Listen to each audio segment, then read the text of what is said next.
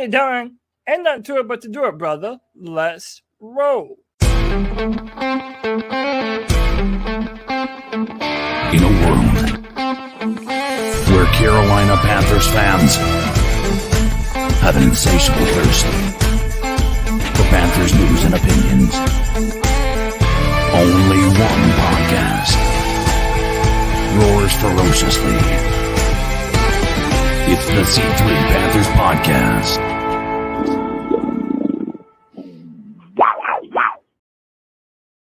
What is up, Panther fans? It's the C3 Panthers Podcast brought to you by CarolinaCatChronicles.com. Tonight's show, Horn injured again as Bryce Young looks to bounce back versus the Saints. The Carolina Panthers will be playing on Monday night this week against the New Orleans Saints, and we've got a ton of content to talk about, whether it's turf and how it's destroying Achilles and knees all across the world. And we saw that on Monday Night Football last night with one of the craziest endings to overtime you can imagine.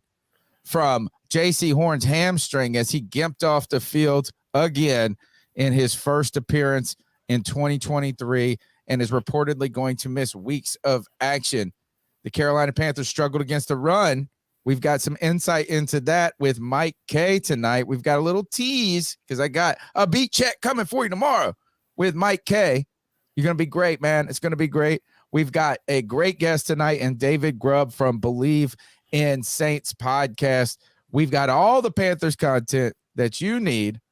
It's the longest running Panthers podcast from the fan perspective each and every week at 9 p.m. I do it with my homeboys, and my wheelman Cody Lashney is back.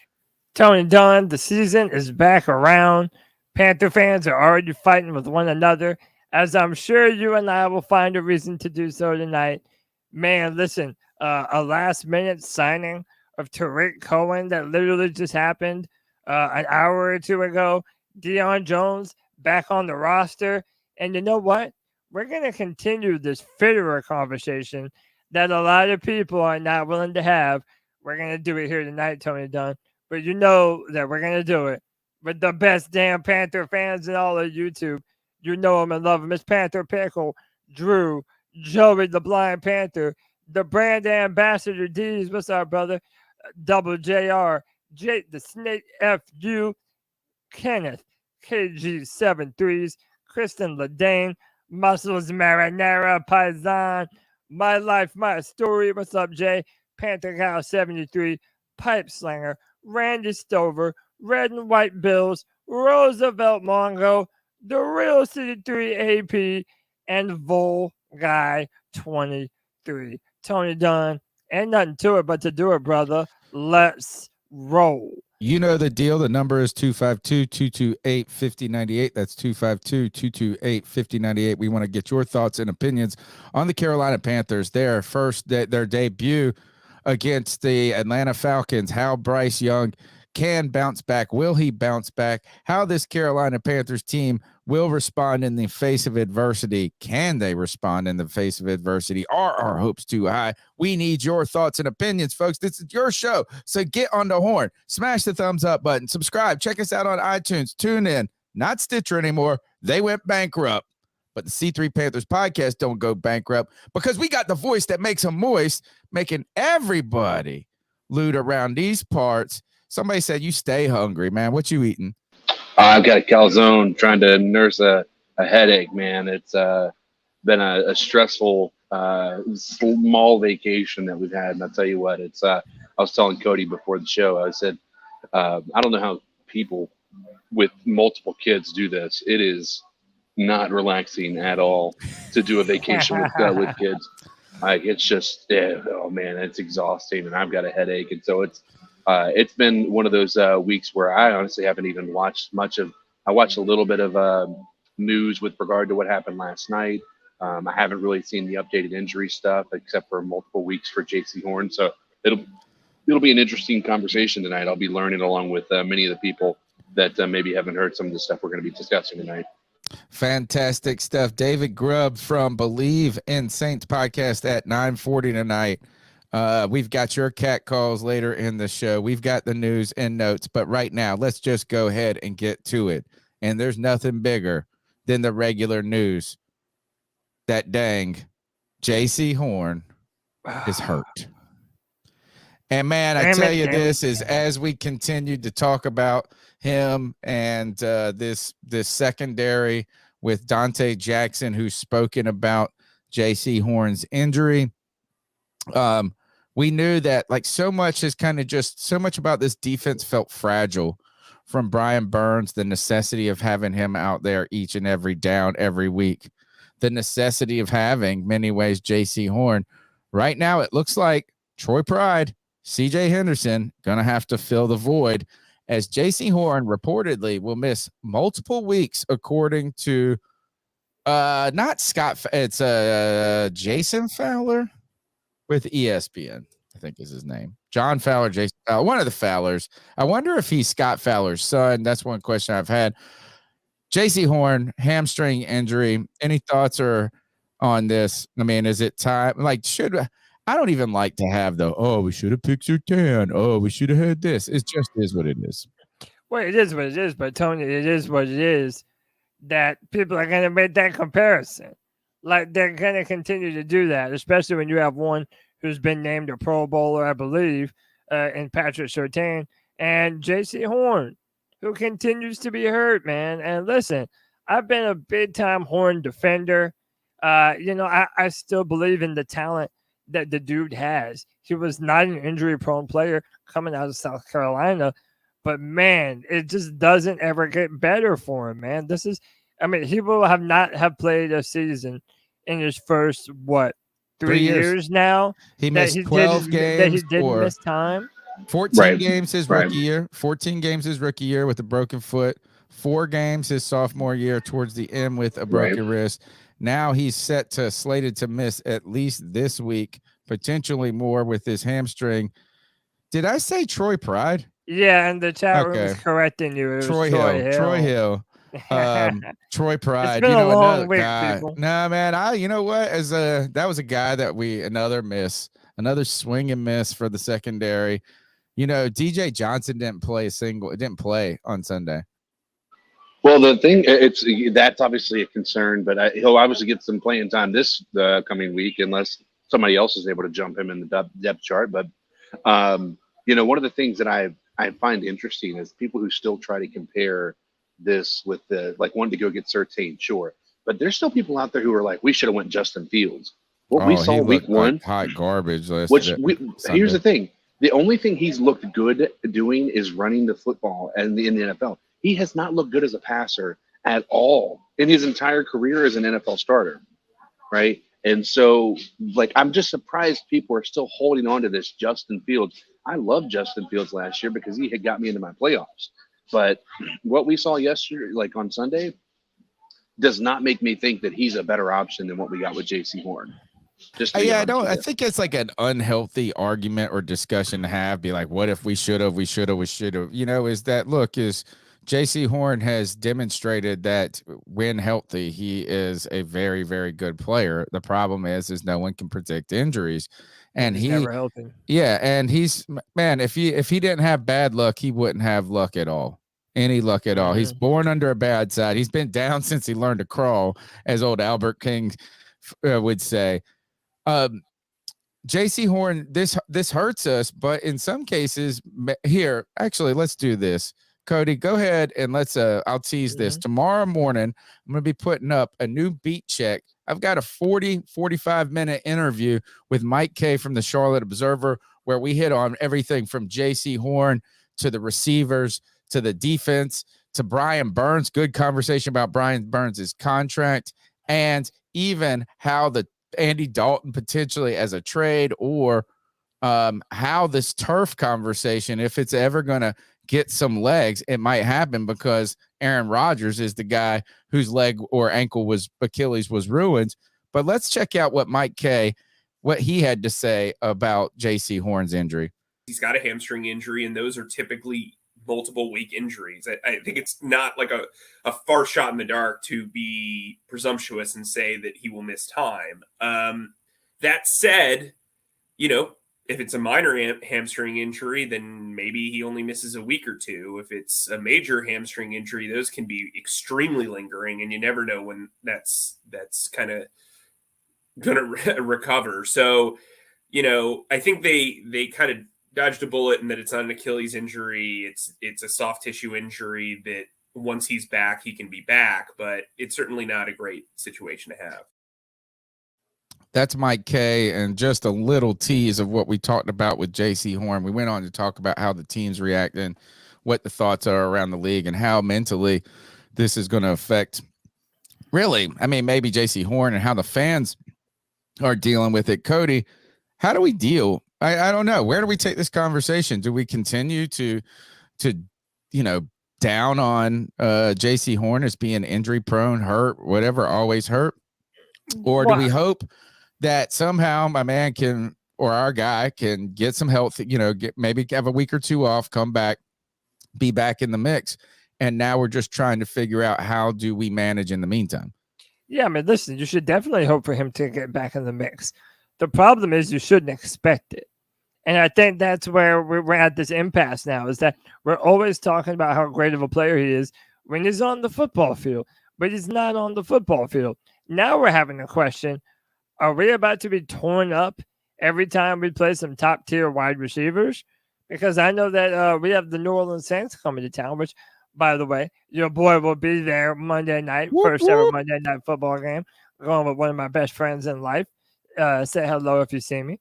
But, yeah, man, we're going to have a nice wide receiver core coming to Carolina. And who are we trusting to be able to step up to the task? I mean, not clearly Troy Pride. No, I'm joking. I'm joking, Chad. I mean, Troy Hill. I mean, we signed Lamar Jackson. Not that one. We signed a different Lamar today, but we finally got Lamar. Right now, we have no depth at the cornerback position. We talk about how the Panthers might have the worst wide receiver core in the NFL, and we'll talk about that a little bit more. But man, I mean, now that you don't have JC Horn, what is Dante our number one corner? CJ, and y'all don't need to go shit on CJ. I think people are going to anyway. They will no matter what, just based on reputation. I might be one of them. Probably. CJ Henderson had played pretty well. He had a good training camp. He had, according to Mike K, we'll talk about that in tomorrow's interview, so make sure you check that out. He talked about how it kind of ended tough in the preseason for CJ Henderson in that final game, but he was not terrible on Sunday. And I know visually we all just see that one big play against Kyle Pitts, right? But he made a good open field tackle. Is that CJ Henderson is not, going back to this, is not a terrible person to have on the team right now. We need him. Yeah, but I mean, if you're giving up the biggest plays at the most pivotal moments when we needed a stop and he was in position to make a stop, he doesn't make a play. And I think that was sort of a surprise play in some ways. Is that nobody? I know you want to defend him. Okay. I'm not saying that he's the worst. I'm saying that in the big moments where he has had opportunities to step up, he has failed to do so every single time. So that's what has me worried right now. I mean, he's going to have to continue to step up now that JC Horn is not back there. And better than Keith Taylor. Can I say the one thing that's positive about CJ Henderson? Yeah. CJ Henderson has been available more than any of these other guys that we consider our star cornerbacks. Amen. Amen. And so what have we heard from every single person who's been like consistently healthy is their best quality is availability, right? Or whatever they said, that applies to Horn more than anything, right? Right. So I mean, we can talk about his skill level all day, every day, but the problem is not just the skill that's the problem. It's the fact that he's not able to actually help the team. The thing is right now, think about how much money this guy has gotten paid to not be on the field. Like, it's astronomical. What, Horn? Like, yes. Yeah, it's guaranteed money, Yeah. Right. You know what I mean? So this guy has got money rolling in, and he hasn't played. I'd be, if you added up everything, the dude hasn't played an entire season in 2 years. No, not at all. And you know what? I know he's frustrated more than the fans are frustrated. And that's the thing is, people can't like sit there and like talk about it. These are all separate injuries. Like, it's just the dude has the worst luck out of anybody, but it is impossible. And we talked about it in the offseason when he had the ankle injury. Like, the dude has had every part of his body just injured in some way, shape, or form. It's not something that I would say is like his fault, but you have to put that injury prone thing with him, because even though it may just be multiple different things that are being impacted, there's clearly something different about his body or his physical makeup that's making his injuries way more like likely than anybody else. Name another player who's had this many different type of injuries in Christian just McCaffrey. 2 years. No, Christian McCaffrey still was able to get through 2 years, 3 years without getting an injury, like, and with being overused. And we also want to assume that Christian McCaffrey was injured the entire time. I think we can all look back on the last part of all those seasons that he was sitting and think that the team was probably just sitting him to keep him from getting hurt, because there was no point in him being out there on the field. The good news is this simplifies the discussion that you were trying to have with us the other day about, like, oh, we got to figure out how to pay Brian Burns, then Derek Brown, then JC Horn. Right now, Derek Brown's going to be the easiest pay out of all of them. And what I mean by that is that I think it was, and Mike K and I discussed this today, the contract doesn't come with a lot of caveats and stipulations, right? Is like, it's going to be straight up. And we got a lot of cool information, or at least I think not new information, but insightful discussion when it comes to the Burns contract and why it's going the way it is, and how the Panthers, and you've been saying this, Cody, and a lot of you guys have said this, Mike K echoed this, is that passing up the trade gave Brian Burns like a mandate to just be like, hey, you want me more than anybody. Get your money. Yeah. So we'll talk about that going forward. All right. What is up next? Is actually Brian, speak of the devil. Speak of the devil himself, man, Brian Burns. And the reason why I wanted to talk about this, right, is because especially in the first half of that game against Atlanta, Brian Burns instantly makes his presence felt. First two series. Literally anyone arguing at this point that Brian Burns is not the best player that the Carolina Panthers have on their roster, like, they're in denial at this point. It's Brian Burns, and he's far above everyone else, in my humble opinion. Yeah, I think you're right. Yeah, we knew that DJ Jones, I Bleav his name was, for the Kansas City Chiefs. No, pardon me, Chris Jones. Yeah. For the Kansas City Chiefs. They worked out a 1-year deal for him to really pay him weird money. scenario, man. Yeah, they can franchise tag him next year. Yeah, definitely a weird one, but they paid a proven player, and so Sheena quick put out on Twitter, and then there was one, and then our man, hype man Lucci, Brian Burns' brother, says the one that showed up, did everything the right way, put his team first. Nice guys finished last, but we always finish. God's plan. Love you, Fire Burns. I'm very proud of you last week. Last week was the hardest we've experienced in a long time, but we were never raised to question God. And listen, to me, Tony, this is a situation of, Brian Burns will not sit out. He will play the whole season, which now has me feeling he'll play the whole season under the contract that he has right now. And let me tell you, if I'm a betting man, Brian Burns will be far more expensive at the end of this season than he is right now. And Fitterer is going to have to wear this one. In my opinion, this is on Fitterer. I'm tired of passing up. Oh, it was Matt Rule making him do shit. Oh, it's David Tepper.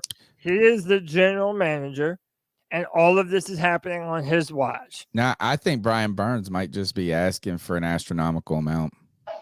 That's astronomical. Like more than what Bosa got? No, not more than Bosa, but like I think 28 might be the floor of what he's asking. Sure. And here's some other things that go into that. So it's like, strangely, the contractual conversation this season has been simplified in such a way. As 10 years doing this podcast, I have seen the way conversation talks have gone, particularly as social media has evolved and become more important and more in depth. And 10 years ago, when we first started this podcast, everybody wanted to see their name that said highest paid defensive end. But then you would look into the contract and you would see it wasn't that there were voidable years at the end. There was ways to get out of it. The guaranteed money wasn't there. And for what I've seen over the past 5 or 6 years, when we're looking at these contracts in a really kind of careful and sophisticated way, you think of like Lamar Jackson, they want guarantee. It's about the guaranteed figure. And I feel like this defensive end conversation this year has just been simplified to 34 a year, 30 a year, 28 a year. And I think it's more nuanced than that. But 28, I think, is doable. But I don't know. Do you give this guy a blank check? I mean, I don't think you. Go ahead, I mean, you can't. No, you're fine. You can't give him a blank check. Obviously, I mean, you gotta. There's a part of this that we have to plan for the future, and if this team isn't as good as we thought they were going to be this offseason, I mean, there's going to be a real overhaul on what this offense looks like, this defense looks like, and I think there might be a lot of free agency acquisitions next year, and so you've got to take that into consideration. But you've got to give the guy an opportunity to play here. I mean, the guy's been here; he's dedicated his entire career here. And here's the thing, and I'm not here to say I told you so, but one of the things I talked about last week, as much as we want to believe that the nice guys are the ones that get the best deals, like it's just not the way the world works. It's just You're right. Not. That's a great point. And I, it's something that I hate. I hate that about this world. I hate that that's not the case because it's sort of like, you want to be the good customer that, if you're not the person calling up your cell phone company and saying, I'm going to leave if you don't give me a better deal, you're not getting a better deal. You're the one that's going to continue to pay higher. The person who's getting the better deal is the person who's calling and saying, I'm going to leave if you don't actually pay me the money there. You don't give me a better deal than what I've got now. Right. And we do that in the middle of contracts all the time. So even if you want to try to compare this to real world scenarios, we all do it. Every one of us. I mean, not everybody. I'm sure there's some people. And he's not playing just nice, CK. Let's just be frank about this. He's playing the part of being the good soldier. He's playing the part of, I'm here for the team. It is part of the PR battle, dude. No. It's part of him trying to also win the PR battle. He has ingratiated himself with Panther fans. He has done. Let's just not say this. Is sometimes people don't just do the right things because the right things. They do the right things because they get them things that they want. Like what? What I would say is like, I would say, look, go back to what Greg Olsen and Thomas Davis did, where they had developed such a great rapport with Panther fans that they were able to use that rapport as pressure and leverage on the organization. Right now, at the end of, we don't know what's going on behind those negotiation doors. We don't know what his agent's saying, how much he says they got a vice grip around the Panthers' balls or whatever it may be. What we do know is that Panther fans feel like Brian Burns is getting the shaft and that the Panthers team is the one on the negative side of this. That means that he is winning, whether he is winning it by, you guys are saying, unintentionally. I think this is partially by design. I don't think so.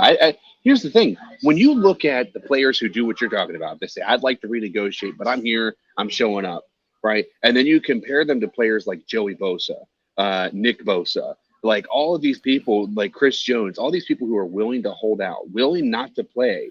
The people who are willing not to play get the contract before the season starts, and the people who don't do that get the contract with another team the year after, right? And so the part of this is like there is no strategy here. Like if you're trying to I want Brian Burns out there on the field.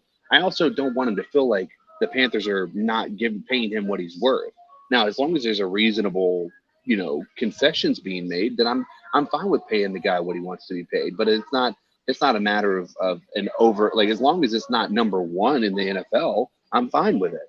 right? But I don't want him to be paid more than Joe. Al Nick is Bosa. crazy. This dude is not better than Nick. The better than Joey. But Joey okay. I was Bosa. about to say, okay, that's but fine. Tony, like, whether you think he had some machinations to do it for PR or whatever, the fact of the matter is he has done the right thing. And never one time throughout this, other than a few days before the season opener, did he ever abandon his team. And by the way, if he really wanted to play hardball, he would say, "I'm not playing for y'all this year." I don't know. I don't think You're that's. I gonna don't think it's pay that me, easy. or I don't think else it's that easy. I'm not gonna play. I don't And think he it's that easy. absolutely has the right to do that. He has not done that. And dude, I'm telling you, this is going to bite us on the ass because he is going to be far more expensive next year than he is right now. And yeah, the fact that they did not take that trade for him is going to be egg on their face. That for was a the long thing time that to they come. should have just paid him right then. And As Tony, soon by the as they way, didn't take the trade. as a fan base, let's say it's the difference between 28 to 32 million. That's No, dude, you already know that the salary cap is bullshit anyway. You and I both know this. I disagree. Why are we fighting over $4 or $5 million? Like that's somehow going to be It's so. because at some point, Cody. You cannot tell me that is going to be more detrimental than any other players. It's okay to say $4 or $5 million when you're talking about 23 or 24, but you can't add $4 or $5 million and then say, "Oh, another $4 or $5 million." That's a $10 million jump. No, I'm saying if he wants 20, he can't. Look, I want to highlight somebody's comment. They actually said, who was it? Was Kev? It was Kev. Tar Heel Kev said that Joe Person said on WFNZ that Brian Burns wants 30. Now, you know what is that he might get it now. He could. Yeah. You might have gotten away with 28 2 weeks ago. But if he goes out there and has another game like he did today, the price is not going down right now. No. The price is not going, and it's not plateauing either. So this is like something is going on. And I don't think this is just the Panthers being stingy with $2 or $3 million. I truly think that there's something behind the scenes that this agent is really trying to get some real juice out this squeeze, and it's making the Panthers cautious. Do you think they're trying to play this with like the Chris Jones contract, for instance, is incentive laden, right? Up to 25 million based on how he performs this year, right? Do you think that Brian Burns is trying to his agent is trying to eliminate incentive laden contracts, or do you believe that this is just a really like we're at 25, they're at 30, we're not coming together, we're not willing to give. We've already come from 20 up to 25, we've come from 35 down to 30. We're not budging. We're at an impasse. Is that where we're at here? I have a sneaky feeling that Brian Burns doesn't want this to be a 5-year deal. He wants it to be a 4-year deal. And the money to be in the range closer to what a $5 million 5-year contract is, because Brian Burns is only 25.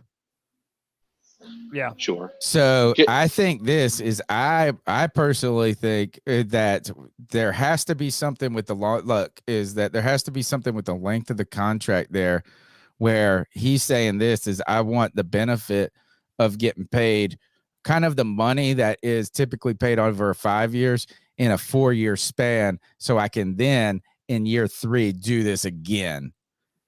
There has to be some. If it's just $2 million, it's too easy. It's too weird for this just to be over $2 million a year. Right. Well, it's that, but I also wonder if this is a matter of. I don't know that I would say that it's a matter of like the contract age or anything like that. I guess my biggest concern is like, do you think that even the idea of what Aaron Rodgers did with his contract with Green Bay, like every time somebody gets paid more, that we can have the opportunity to renegotiate, is that going to be more of a common ask by players? And is that a sticking point maybe? Like, I don't know if he's got enough clout though to do that. But I agree with you. I don't think this is going to be simply a matter of money. I don't think, or just base salary. I think there's got to be something more to this. There's 3 real, I think, and correct me if I'm wrong. I want to do our plug for Caldera in just 1 second. There's 3 components to a contract, right? There's guaranteed money, right? There is the length of the contract, and then there's the total value of the contract.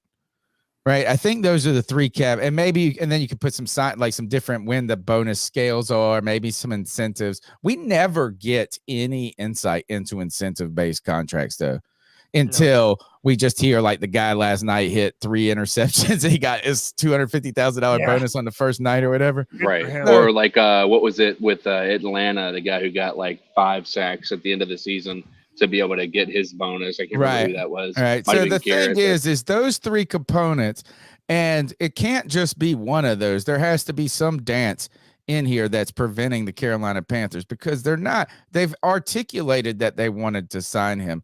I would like to thank Jay Thomas. Thank you, man. This guy is like an angel investor for the podcast at this point. Jay Thomas, is it me, or does it always seem like we're the ones running into salary cap issues while other teams are fully stacked with no problem? Yeah. And where the hell is Suleiman, who is this crazy math guy? Why is it that? This is what I'm saying. I'm tired of hearing that the salary cap matters so much for us. And we don't have $30 million to spend. I think we have it here on us lowly little Carolina Panthers, but yet it never matters for Philadelphia. It never mattered for New Orleans. By the way, I'll tell you why. Hold on. Look at how many people the 49ers are paying almost $30 million a year, dude. It is insanity, bro. But they're also paying their quarterback $8 a game. But even beyond that, right? What is different about those teams than the Carolina Panthers? They all draft incredibly well, which means they have a lot of players on rookie contracts that they're not have. The Panthers' skill is like biggest positions. Like we have a lot of mediocre money spread across the entire team. Right. You're right. A lot of those teams have high dollar amounts to the really important positions, but they're still paying a pretty low figure. They got Brandon to a lot of these out there putting up 2 touchdowns. You're 100% right, man. Especially Philadelphia. Dude, they hit in the later rounds. You know what is? That's what I'm saying. San Francisco has almost a bad hit rate in the first round. They're like 50-50 in the first round, but they've hit some home runs in the 3rd and 4th round that are crazy. Look, you're listening to the C3 Panthers podcast. One more super chat, because C-Dog with the $2 love bomb says Bryce Young isn't worth the number 1 pick. I was at the game. Oh boy, we'll get into it. Do that read, Tony Dunn. Look, as first we expect David Grubb from the Bleav in Saints podcast here in just about 5 minutes to help us preview the game. But guys, sometimes self-care is important. It really is. In times like this, you need to feel good. And one way to help you feel good is to look good. And Caldera Lab products are a way to help you look good. This is a high-quality men's facial care system, a twice-a-day regimen that includes a facial cleanse, a beautiful lotion. Man, I tell you, you wash your face, you put the lotion on, you could feel it working. You don't get that dry skin. You don't get the oily skin. It's like, touch my face. This actually feels incredible. You get a great eye cream that helps fight the bags, fight the, what are these, crow's claws or claws feet or whatever, crow's feet or whatever they are. You get a nighttime serum. Man, just sounds cool. Putting serum on your face. It's like a special oil, like you went to Arabia and got it's like the 3 kings came and brought you the myrrh incense. What is it? Frankincense and myrrh to your house. CalderaLabs.com/C3 is the place to go if you want to look good and feel good. And when you go there, you're going to get 20% off your first order by using that link right there, CalderaLab.com/C3. I have been using this product, and I'm not lying, dude. It took care of blackheads. It makes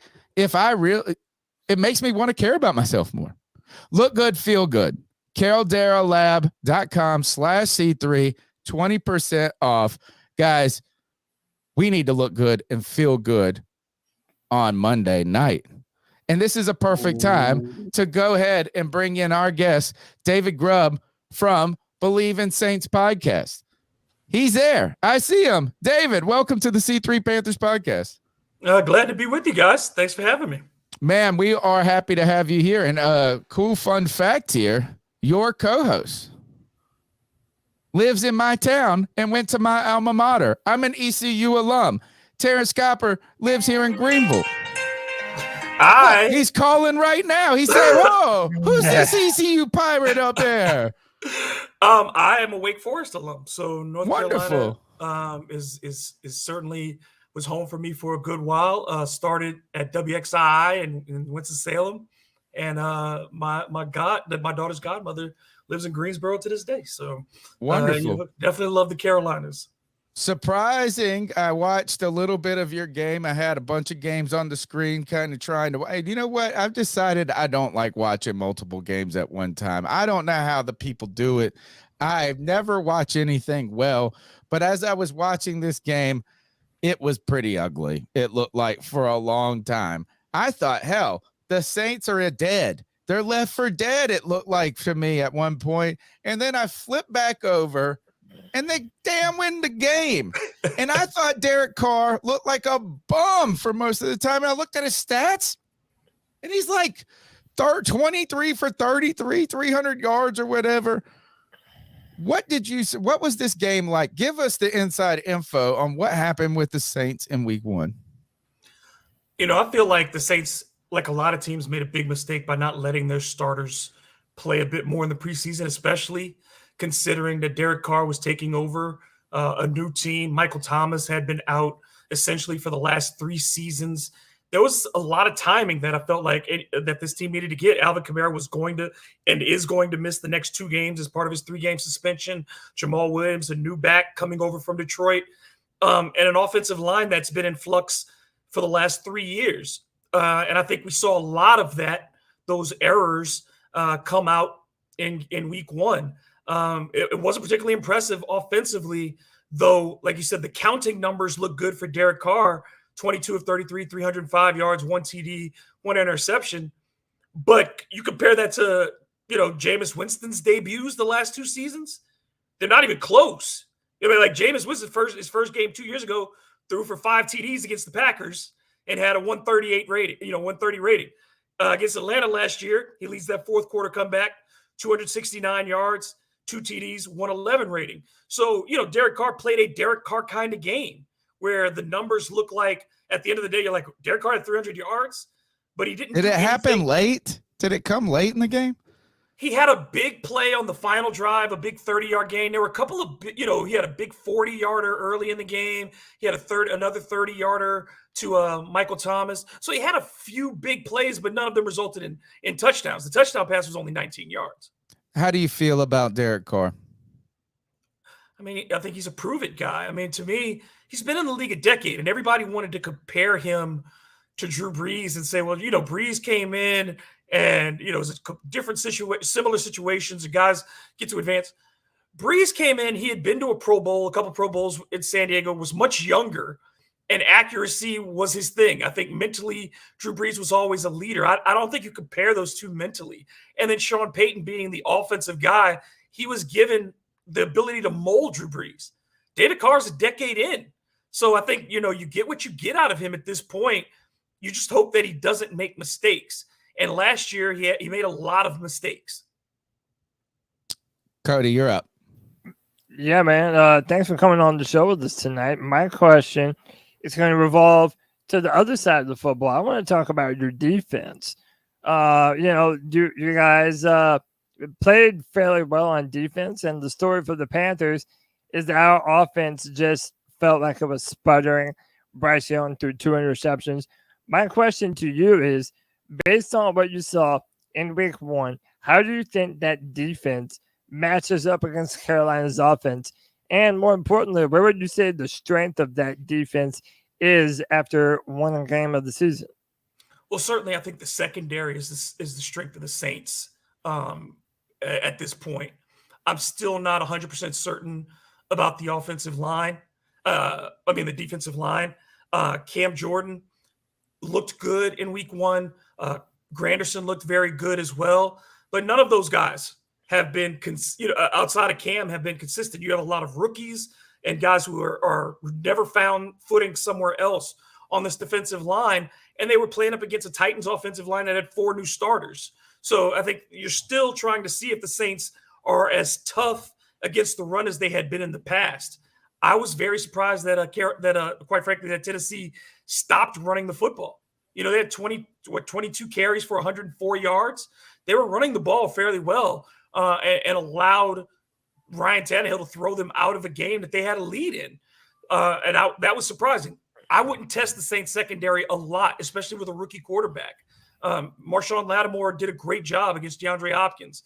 The Saints got a great production out of Alontae Taylor, him moving into the slot. Marcus May started making plays again. And I think, we could see what Tyrann Mathieu, if he is also going to start generating some turnovers. And this is the kind of game that he would be that against a rookie quarterback. So the strength of this defense is in the secondary. I think you could still run against this team. People forget the Saints were 22nd against the run last year and 19th in yards per carry. And I think that, I think you can run against this team. Carolina's success last year was running in the football. And arguably in week 1, the success we had was with really running the football. Well, albeit the Atlanta Falcons had an effective rush game against us, and then you add in what their passing game was just de facto runs. They were just dumps to the running back. The Carolina Panthers still rushed for like 170 yards or something like that. And it was 5 yards a carry for Miles Sanders, 5.7 or something for Chuba Hubbard. And that's going to help the Carolina Panthers offense because take at least a little pressure off of Bryce Young. When you look at this team of the Saints, is that they were preseason going into this year, the favorites to win the division. Atlanta, arguably the second. How confident do you feel about this team right now? Do you think that this is a team that's got some strengths and that can pull it together? Do you have concerns? I mean, you said Derek Carr has a prove-it-like season. Are you dying to get Alvin Kamara back, or do you guys really have enough horses in the stable to be a contender throughout the season? I think defensively, this team can be as good as anybody. And I think offensively, the skill positions are set, at full strength. You don't really have a weakness at the skill positions. Juwan Johnson is an excellent receiver.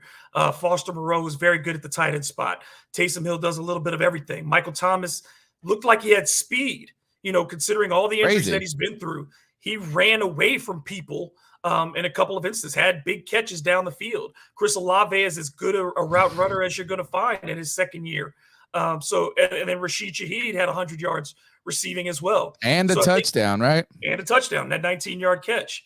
So I think, offensively, a lot of skill there, but I have big question marks about the offensive line. And the Saints are fragile. I think if somebody just pointed out, this is one of the oldest teams in the league. Exactly. There's not a lot of depth behind those veterans. So if one of those vets goes down, the Saints are in trouble. But they're high end. I think this is an 11-win team if everything goes right. If everything goes right, I know Juwan is a tight end. I'm saying the skill positions, tight end is a skill position. One of the guests is saying Juwan is a tight end. I know he's a tight end. But, sorry, I got distracted. But I think overall, the Saints can be an 11-win team. But if they get fragile, if there's injuries on that offensive line or they don't get consistency, then they could be a 7-win team again.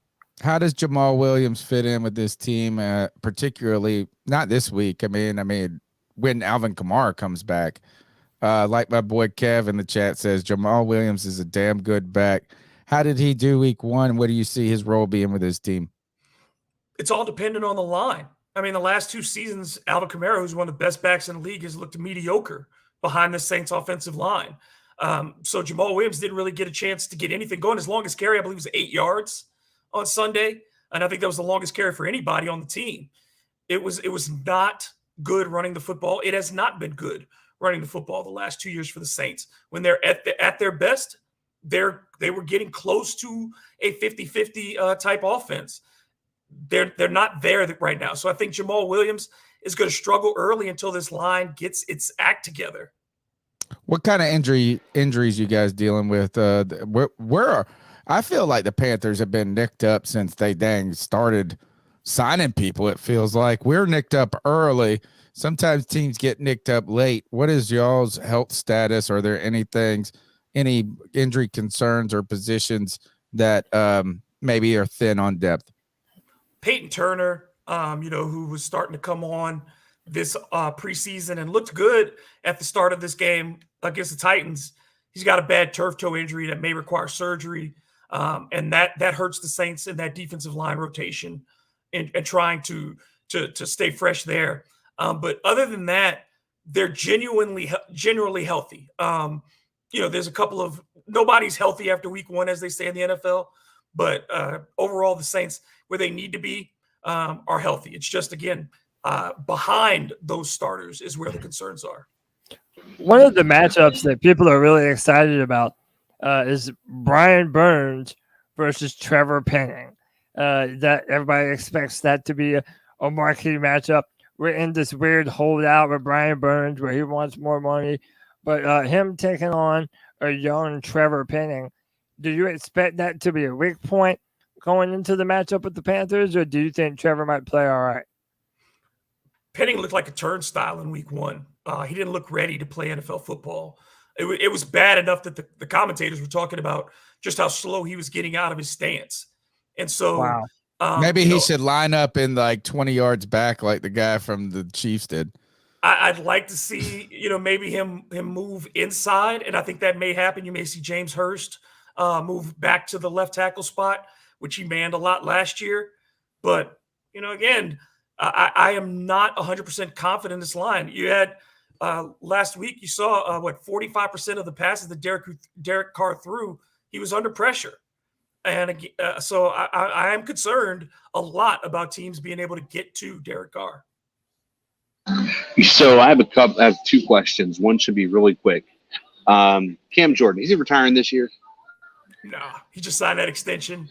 Cam's going to play another 2 years probably. He does not age, this dude. I want this guy to get old. I want this guy to get old. I tell you, Cam Jordan is one of those players that you love when he's on your team, and you damn hate him when he's on another team. If he was on my team, I'd love that dude.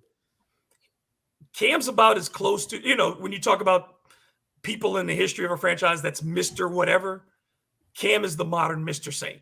Even more so than Drew Brees, because Cam was drafted by the Saints and has had his whole career here. The only thing he hasn't done is win a Super Bowl.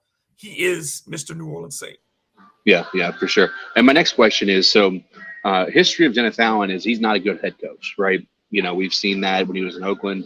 Unfortunately, his first year as a Saints head coach did not really change the tides on that either.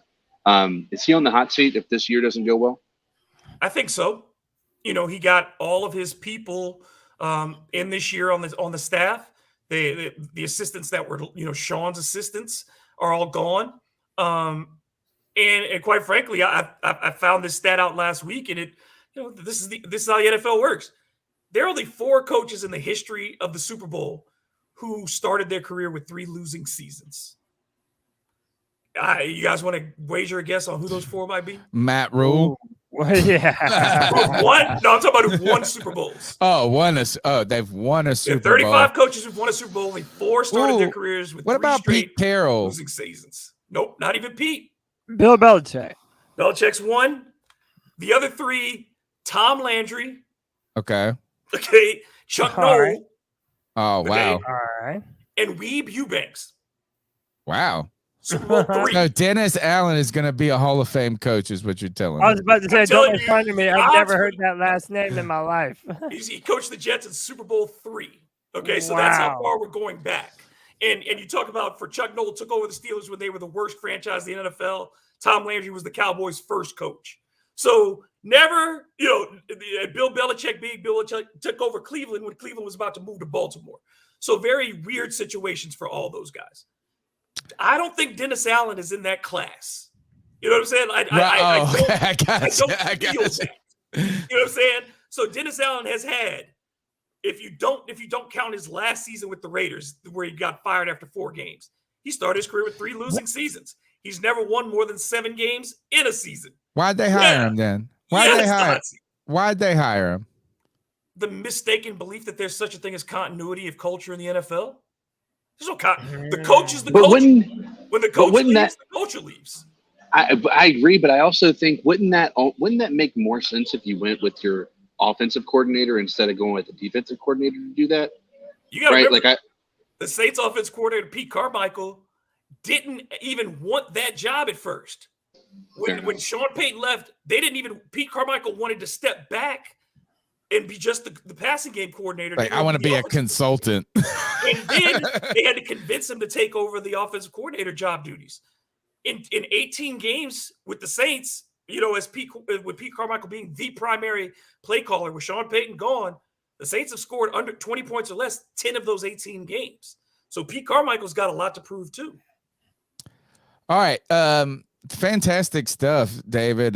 Tell me this is what do you expect to happen on Sunday, or what do you foresee happening, and how important is this game for the Panthers or for the Saints? Yeah, I think this is a division where 4 wins will win the division. The Saints, we know this is the best rivalry in the NFC South. And people will talk about Saints Falcons, they'll talk about whatever these other ones are. 14-14, Wow. I mean, overall, I think all time it's 28-28, and the Panthers are 14-14 at home. The Saints are 14-14 at home. And we got to take the lead, Cody. Cody, you're going to be there. Point. Great point. This is a series that has meant the most. This is the most competitive series in this division, and it's always been difficult for the Saints to go to Carolina, a place that they've lost their last 2 in a row. So I think a lot of pressure is on the Saints to win this game. Going up against a rookie quarterback, and the Saints I think are 2-2 in their last 4 games against rookie quarterbacks. We'll see what happens. But I think this is a very close game again, and I think the first team to get to 20 wins. Do you think the close game and the kind of tough, gritty win against the Titans helped the Saints? As in sometimes kind of like a humbling moment, or do you think like, good Lord, I don't know, we're just trying to win, whatever? I think a lot of teams in week 1 are just happy to get a win, as bad as the scoring was around the NFL. Just the quality of games in week 1 to get out with a win was enough. Dude, Perfect. I mean, if you look at the quarterback performances across the league for week 1, it was abysmal. Unless you were lucky enough to have 3, maybe 4 quarterbacks who actually scored over 20 points for their teams in fantasy. It was absolutely crazy to see this year. I mean, this first week go the way that it did. But I think that we'll see things start to mesh a little bit as the year goes on. I think many teams like the Saints were just sitting their starters. So I hate to say it, but no, the Panthers may be the team, especially with the injuries and with what it looks like our offense is putting out there. We might be the get right team, game for the Saints to start to catapult their season. I'm hoping that's not the case, but I'm sure our guest here is more than happy to have that happen. Yeah. David, again, we thank you for your time, man. Right now, the Saints are indeed the betting favorite for Monday Night Football, a game which I'll be at, by the way, my first ever Monday night game, so I'm pumped about that. Carolina's at +3, New Orleans -3. Not a giant spread, though. It really isn't. My final question to you, David, is predict the outcome. Do you think New Orleans comes into Carolina? And one of our listeners is interested in the over/under too. Well, after what I saw last week, what's the over/under on this one? Oh, is it not up there? Is it 40.5 points? Okay. 40.5. Yes. Ooh. Yes. Okay. Man, you can't you right. You already said it. It's a race to 20. Yeah. So I feel like, this is a game of 20-17. So I got to take the under. I'm saying 2017 Saints. Oh, wow. So then it's a push. It's a push. But this interview was not a push. This was fantastic. It was a win for all of us. David, can you please first thank you again to tell Cam he's the best, man. I love when he sends me an email. He always is thinking about us over here at C3, and I really appreciate it. Tell Terrence Copper I'm right down the street. And, man, I'm going to say what's up to him soon. I'm going to go by his performance studio. I'm going to be like, hey, help me dunk a basketball goal one day. Never going to happen. No. David, tell all our listeners, because the people that hang out with us, on the C3 Panthers podcast are probably like the people that hang out with you on your podcast. They're the people that comb the internet for every piece of data, every little bit of intel. So they'll go listen to your podcast because they're going to want your insight on the team. Tell them how they can get after your work. I know you have that, not only the podcast, but you do a lot of writing as well. Yeah, Bleav in Saints, another episode will be out on Wednesday. Terrence and I just recorded one this afternoon, so it'll be up then. And so check that out, Bleav in Saints, wherever you get your podcasts, and on YouTube. And you can check out Hard to Paint Sports, and follow me at DM Grubb. And I host WBOK, the sports report from 4 to 7 Central, 4 days a week in New Orleans. So yeah, you can catch me in a lot of places. I'm going to give you the applause. Great stuff. Great stuff. All right, man. Thank you so much for giving us our time. If my mother wasn't in the chat, Mom, close your ears. Close your ears. Fuck you, Saints. Oh! Hey, I would say this. I would say two things about Carolina. Number one, I've always respected the Panthers for the fact that they put the Sam Mills statue up. Yeah. I got to meet Sam, and I have Ricky Jackson is one of my favorite players of all time. And I got to meet Sam when he was a coach with the Panthers, one of my first gigs as a reporter, and to see him then and the respect that they've always given him. I've loved that. And I've always said this, Cam Newton's single MVP season, his MVP season is still one of the 5 greatest seasons I've ever seen a quarterback. Yeah, there you go. I'm a Cam sexual, bro. Now everyone likes you. I mean, I'm sorry, like just as football, you take that offense and you name me somebody other than, I know. Greg Olsen. I can't tell you how he made that team 15-1. You're I can't tell you how. Fire, brother. I know. He took the law firm to the Super Bowl. Whatever. Burson, Brown, and Cotry. So, good gosh. All right. Thanks a lot, man. Fantastic stuff, man. We're definitely catching back up with you later in the season. Let's do it. Look forward to it, guys. All right. Peace and love, brother. Go check out the Bleav in Saints podcast. Fantastic stuff right there. And Tim, I forgot. That is. Yeah, that's his daughter. I couldn't remember who did it. Woo! Dude, yeah, I think his proudest moment was when we played it for Jonathan Stewart. Oh, we did do that. And Jonathan Stewart was like, he's like my mom over there. Keep it clean. Yeah.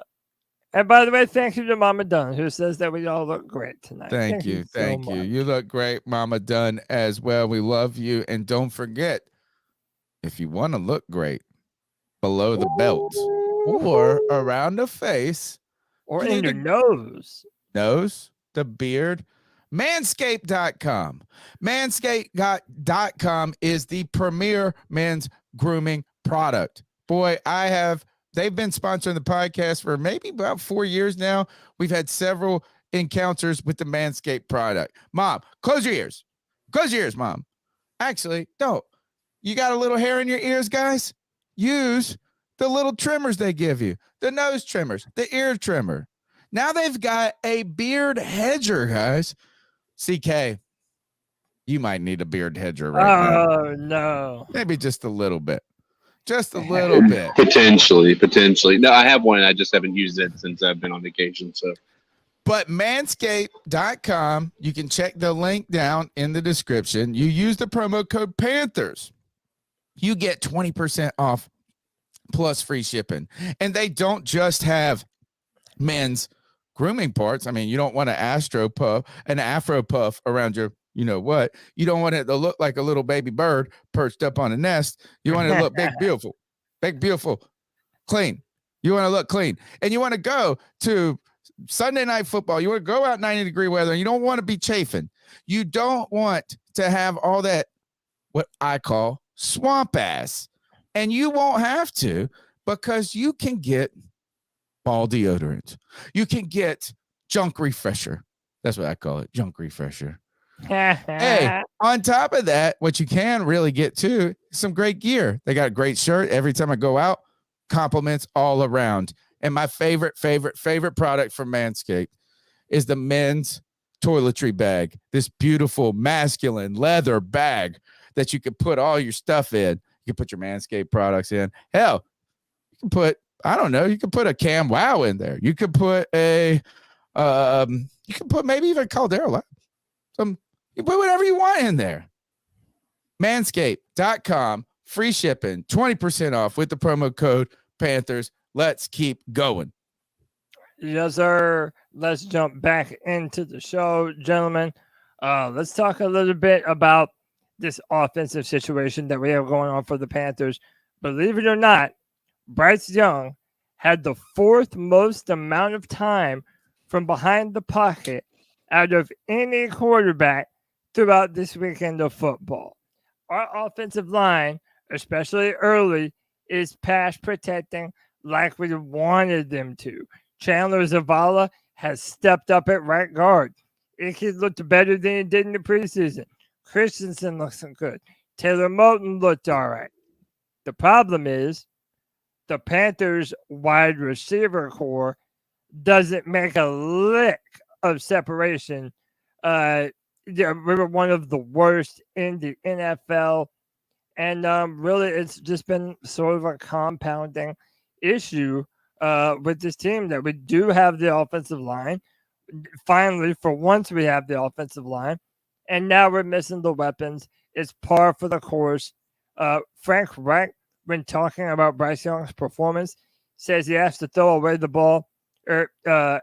Says he got to throw the ball away 3 times to avoid sacks. He's not worried about stats and worried about the football team, which is wonderful. Praise Bryce Young's accuracy as well, including the interception, which Rex says wasn't on him. Boys, what is the state of our offense right now? And with the looming return of DJ Chark, what might DJ be able to add to this offense, if anything at all? I tell you one thing is Frank Reich was sad yesterday. It was sad, Frank. Sad. Man, you could see he's always he is taking it. He's feeling it. I won't say the pressure. He wants success. Who doesn't, right? The Carolina Panthers offensive line was fantastic. And now, you know what? I almost think it's a manufactured campaign against Brady Christensen at this point. Manufactured campaign. As you look at the numbers, it's like, how does that average? How's that guy got a better average than we got 2 better numbers? I don't get it. It's so stupid, man. PFF. I'm happy Icky playing well. I'm happy that the offensive line had a bounce back, right? And many a bounce back as they are recapturing, because that was a big concern. It was a giant concern from us after the preseason. So it's nice to see that. I would be cautious to say, hey, how good are the Falcons defense? How good is it? Are you just enamored by the fact that they went out and paid some guys? Calais Campbell or whatever. He's been in the league for like 16 years or something. Or with 12. I mean, it's like, so I wonder too, just how effectively talented they are. One question. I think Grady Jarrett, right, is clearly the mainstay of that. But you got to be happy that Zavala's playing well, that Moton has not. I'm glad we have it. I don't remember calling any of the offensive line's name. I do like hearing that. And I think the Panthers, if anything, once they fell behind, they felt probably obligated to abandon the run a little bit. They were running the ball effectively. Well, that I think also like the one knock that I feel, and again, this might just be me looking at it because you see so many other quarterbacks with such incredible patience and letting a play develop. And I think Bryce Young is so quick getting through his reads. He's so intelligent, but he's getting through those reads so quickly. He's just throwing the ball out of bounds way more than he needed to.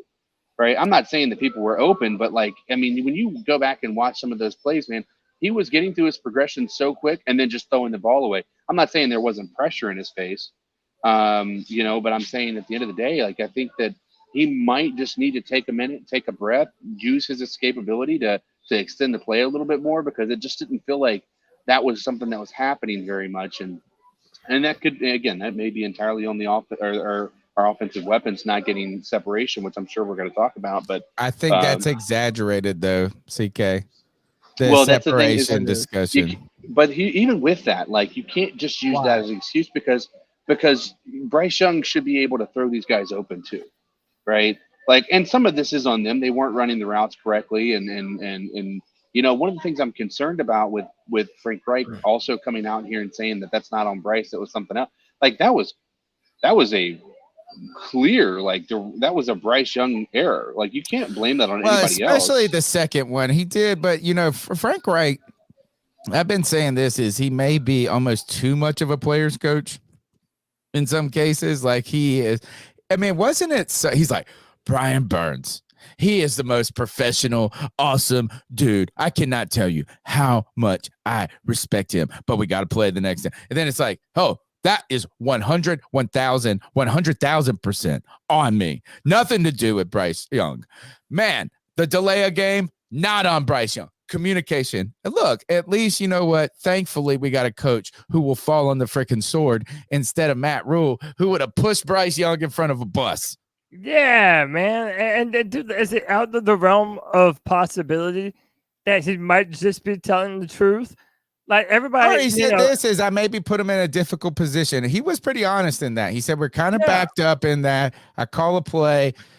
Look, I think that was on. I think that is just this is that it was a mistake on Bryce's part, and you know what, the coach maybe didn't help him avoid the mistake. Yeah, and whenever we hear something like that, people think, "Oh, that's making excuses for Bryce." And now C3 is making excuses for Bryce. No, we're not. Right. I know we're not. I'm saying it will be said that we are. I saw great things from Bryce. I agree. I also saw great things from Bryce. And, I felt like his poise, especially early on, is one of the reasons why we were in that game at all. Let's also be real. Terrace Marshall Jr. looked like straight trash, man. He was listed as number two. No. Early in the game, he looked fine. He looked fine. Right? Complimented him about some of the things, some of the wrinkles, and how he ran some good routes early. He had some good catches. That I feel like this is every time we just find visible singular plays, and maybe that's okay to say because it comes down to 1, 2, 3 plays, the NFL. So, hey, if you have a terrible play, he pulled up on that deep ball. He pulled up on it. I don't know if he didn't think Bryce was going to throw it. He didn't know what was going on, whatever. If he keeps running, that is straight down for a touchdown. And he's got to just play. I think Terrace Marshall Jr. is playing scared. I mean, listen, 2.3 yards of total separation. I mean, look, the fact of the matter is he's listed as a number 2 wide receiver. Or basically, he's listed behind DJ Chark, right? There was no DJ Chark. Now it was your moment to shine, and you weren't able. You were making excuses for him all in the postgame. Oh, he's hurt. He hasn't practice. Now you're coming out hard out the gate on this mug. I'm saying the fact that he didn't practice might have contributed to the fact why he was out of place. Or maybe he's not as good as you thought he was in the very, very beginning. The point being, he has not stepped up and he had the opportunity. And by the way, CJ Henderson, I said the same thing.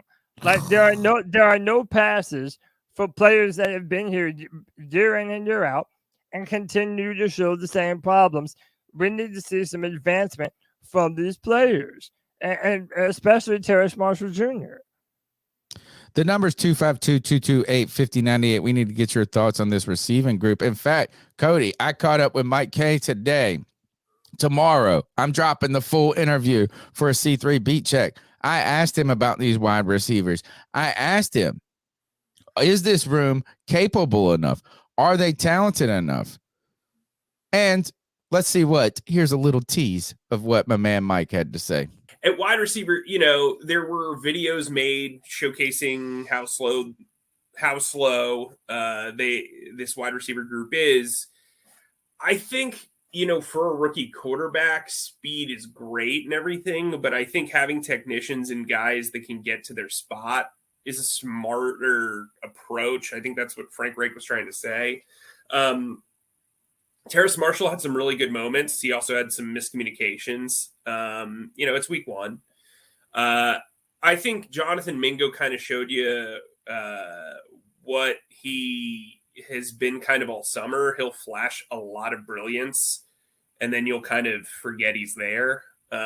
So I think he's just kind of learning and getting into that Z receiver role right now. But yeah, I think speed is a problem if you really look at it. But I also think like the Panthers are taking this like 2016 Eagles approach to this team building. It's where they're trying to like set up foundational pieces and get things in motion. And then by hopefully next year, they'll be able to go out and spend on weapons and you know, kind of fill the nest, so to speak. And the Eagles obviously won a Super Bowl in 2017 after that 2-year rebuild. I think the expectations for this team were, at least nationally, were like really high for really no proven reason. And we'll talk about that throughout the season. Is part of our disappointment, does it stem from inflated expectations? CK made a fantastic point, is Bryce should be his superpower is throwing these guys open.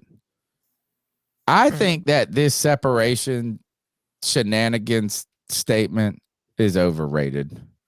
I don't think it's something that is going to I just look at these players and they are more talented than Britton Burson and Philly Brown. That's fine, Tony. All I'm saying is that my eyes didn't lie to me.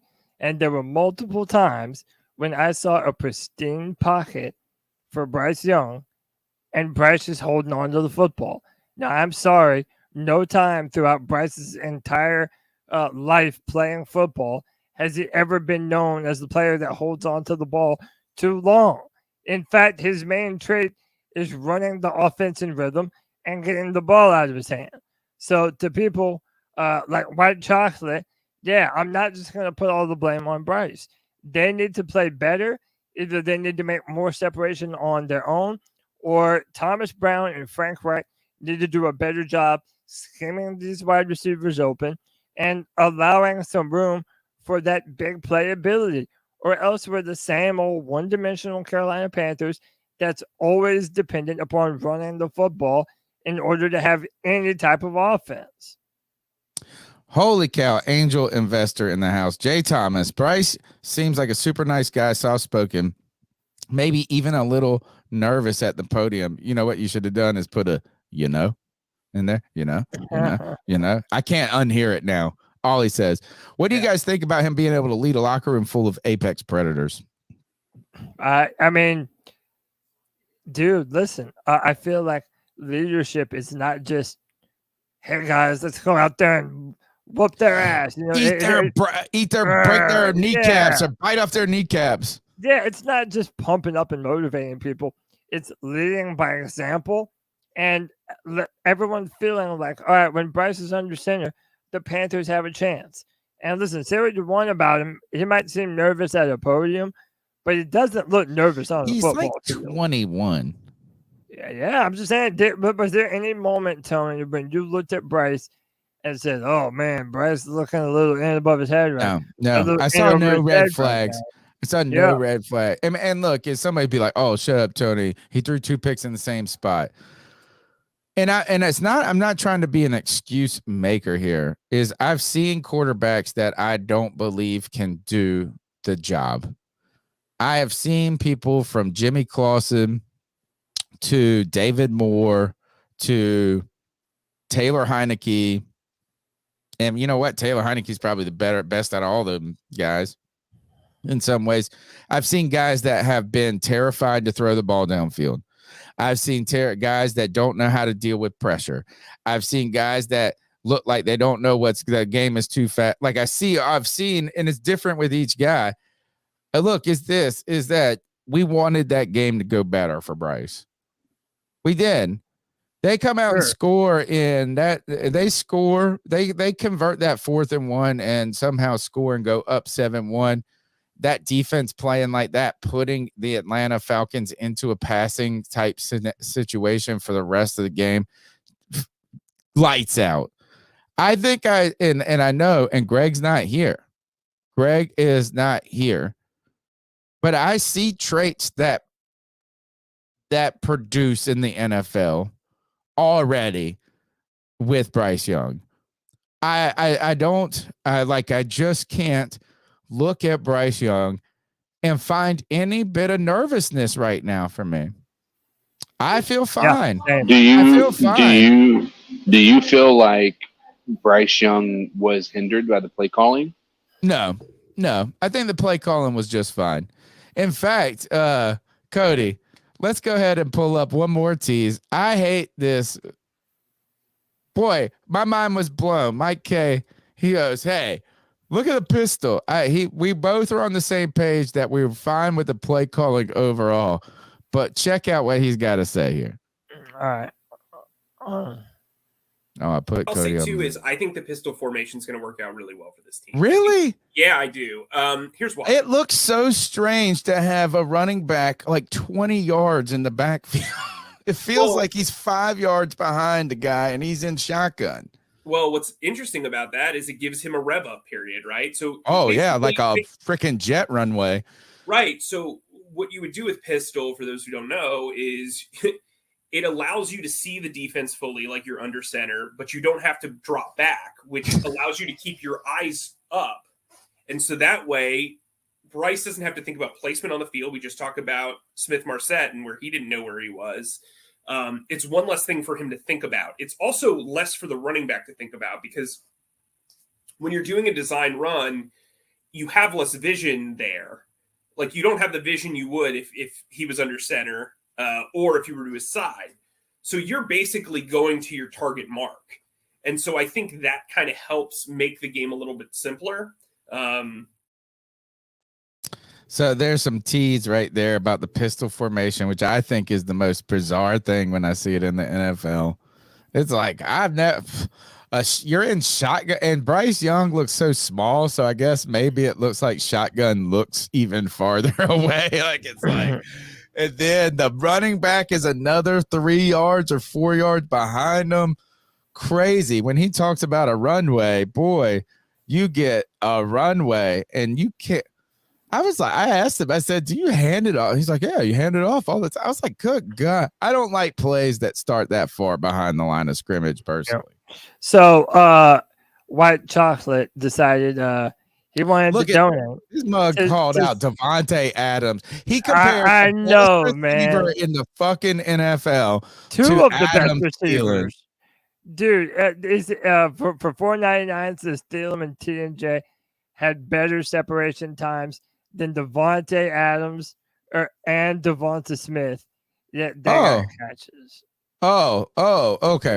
All right. I misread it. No. What he's trying to do is say that Bryce Young played like absolute dog shit and that Bryce didn't get them the football when he had the opportunity to do so. He's a fool, and don't I know? Come on, man. Dude, I'm putting him, Greg, everyone in the same category, man. They're jumping off the deep end entirely too early. They're leaning in.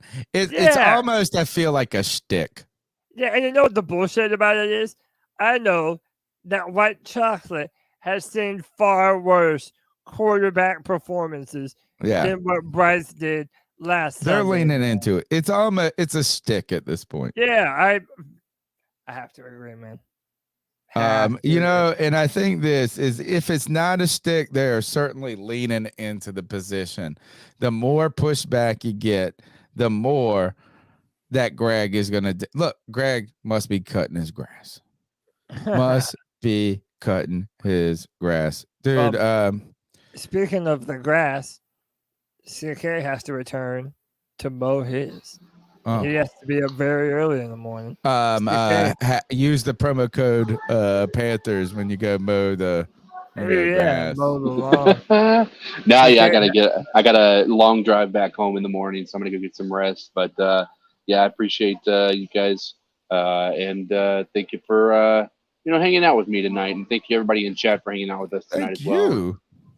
We'll see you guys Monday night for a really late post-game show, which we got to figure that out, and obviously we'll get the Madden sim done this week as well. Figure out how we're going to do that with the format and whatnot. But if you guys didn't get a chance to check it out last week, it was eerily similar, and it predicted a tremendous amount of what we saw in the actual game. So it's quite interesting to go, check that out. But just keep an eye out for that notification. Hit that notification bell so you can keep an eye out for our content as it drops throughout the week.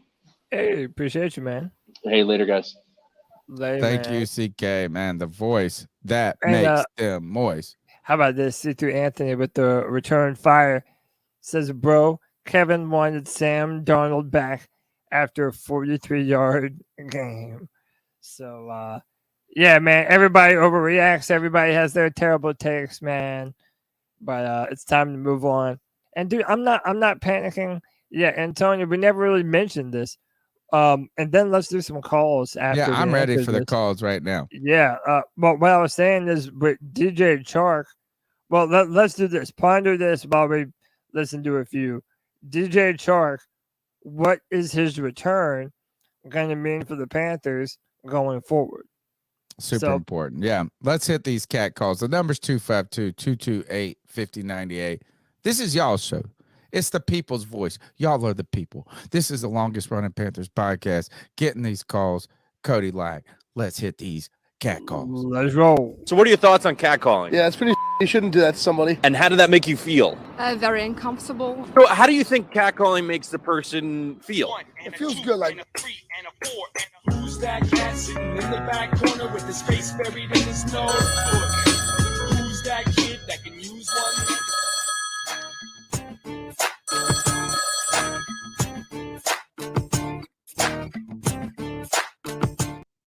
Hey, put my elbow on the arm.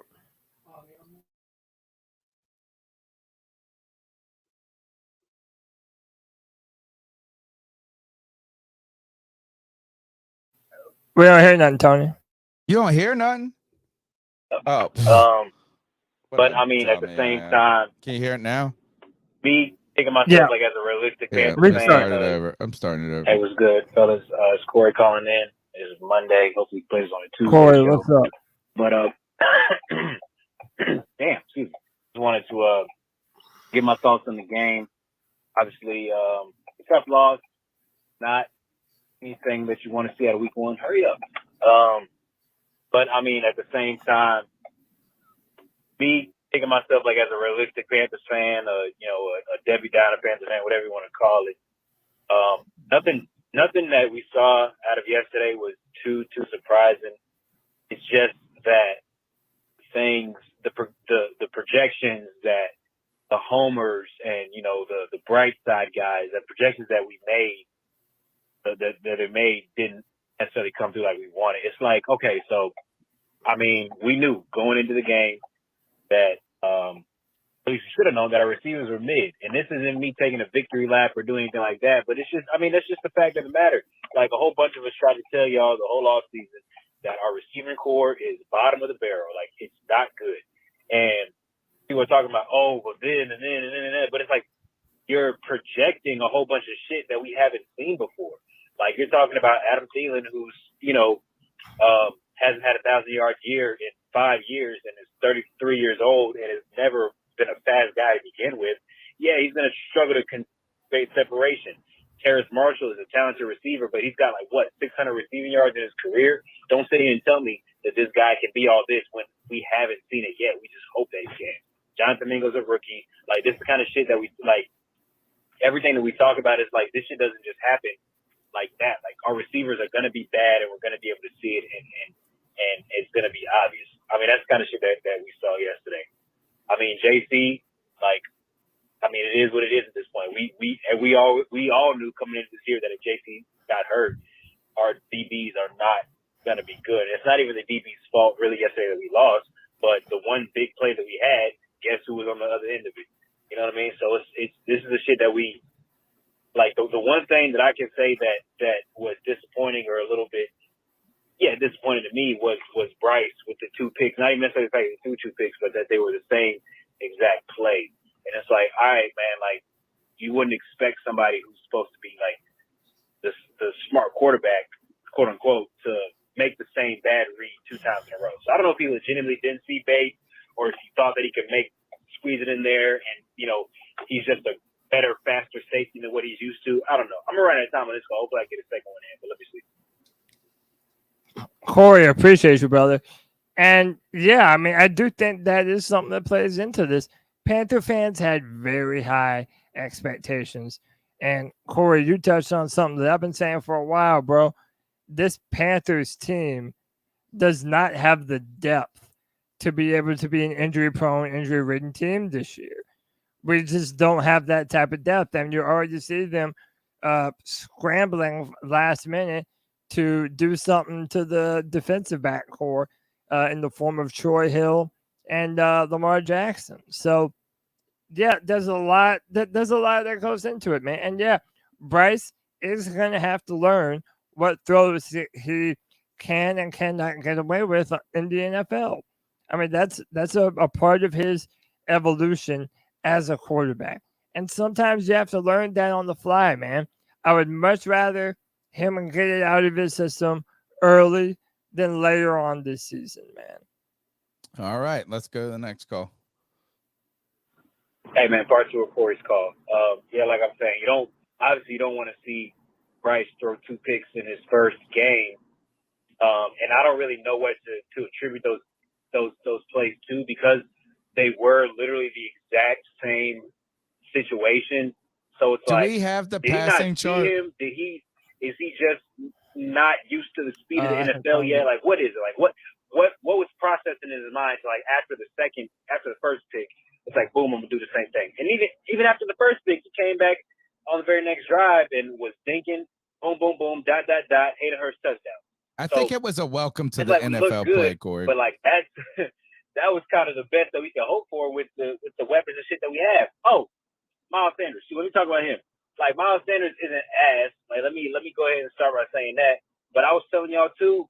I mean, he's not a game changer running back. He's gonna get what's blocked for him, and essentially that's what he did yesterday. I mean, like he's fine. I'm not upset that we signed him, but we propped him up, or fans propped him up. It's like Hayden Hurst, Adam Thielen, Miles Sanders, 1,200 yards, all these and it's like, bro, these names, they sound good because they're new on our team, but when you objectively look at the kind of player they are, these aren't the guys that are going to move the needle for you, especially when you have a rookie quarterback who is, now, let's all be real, I'm not giving up on Bryce.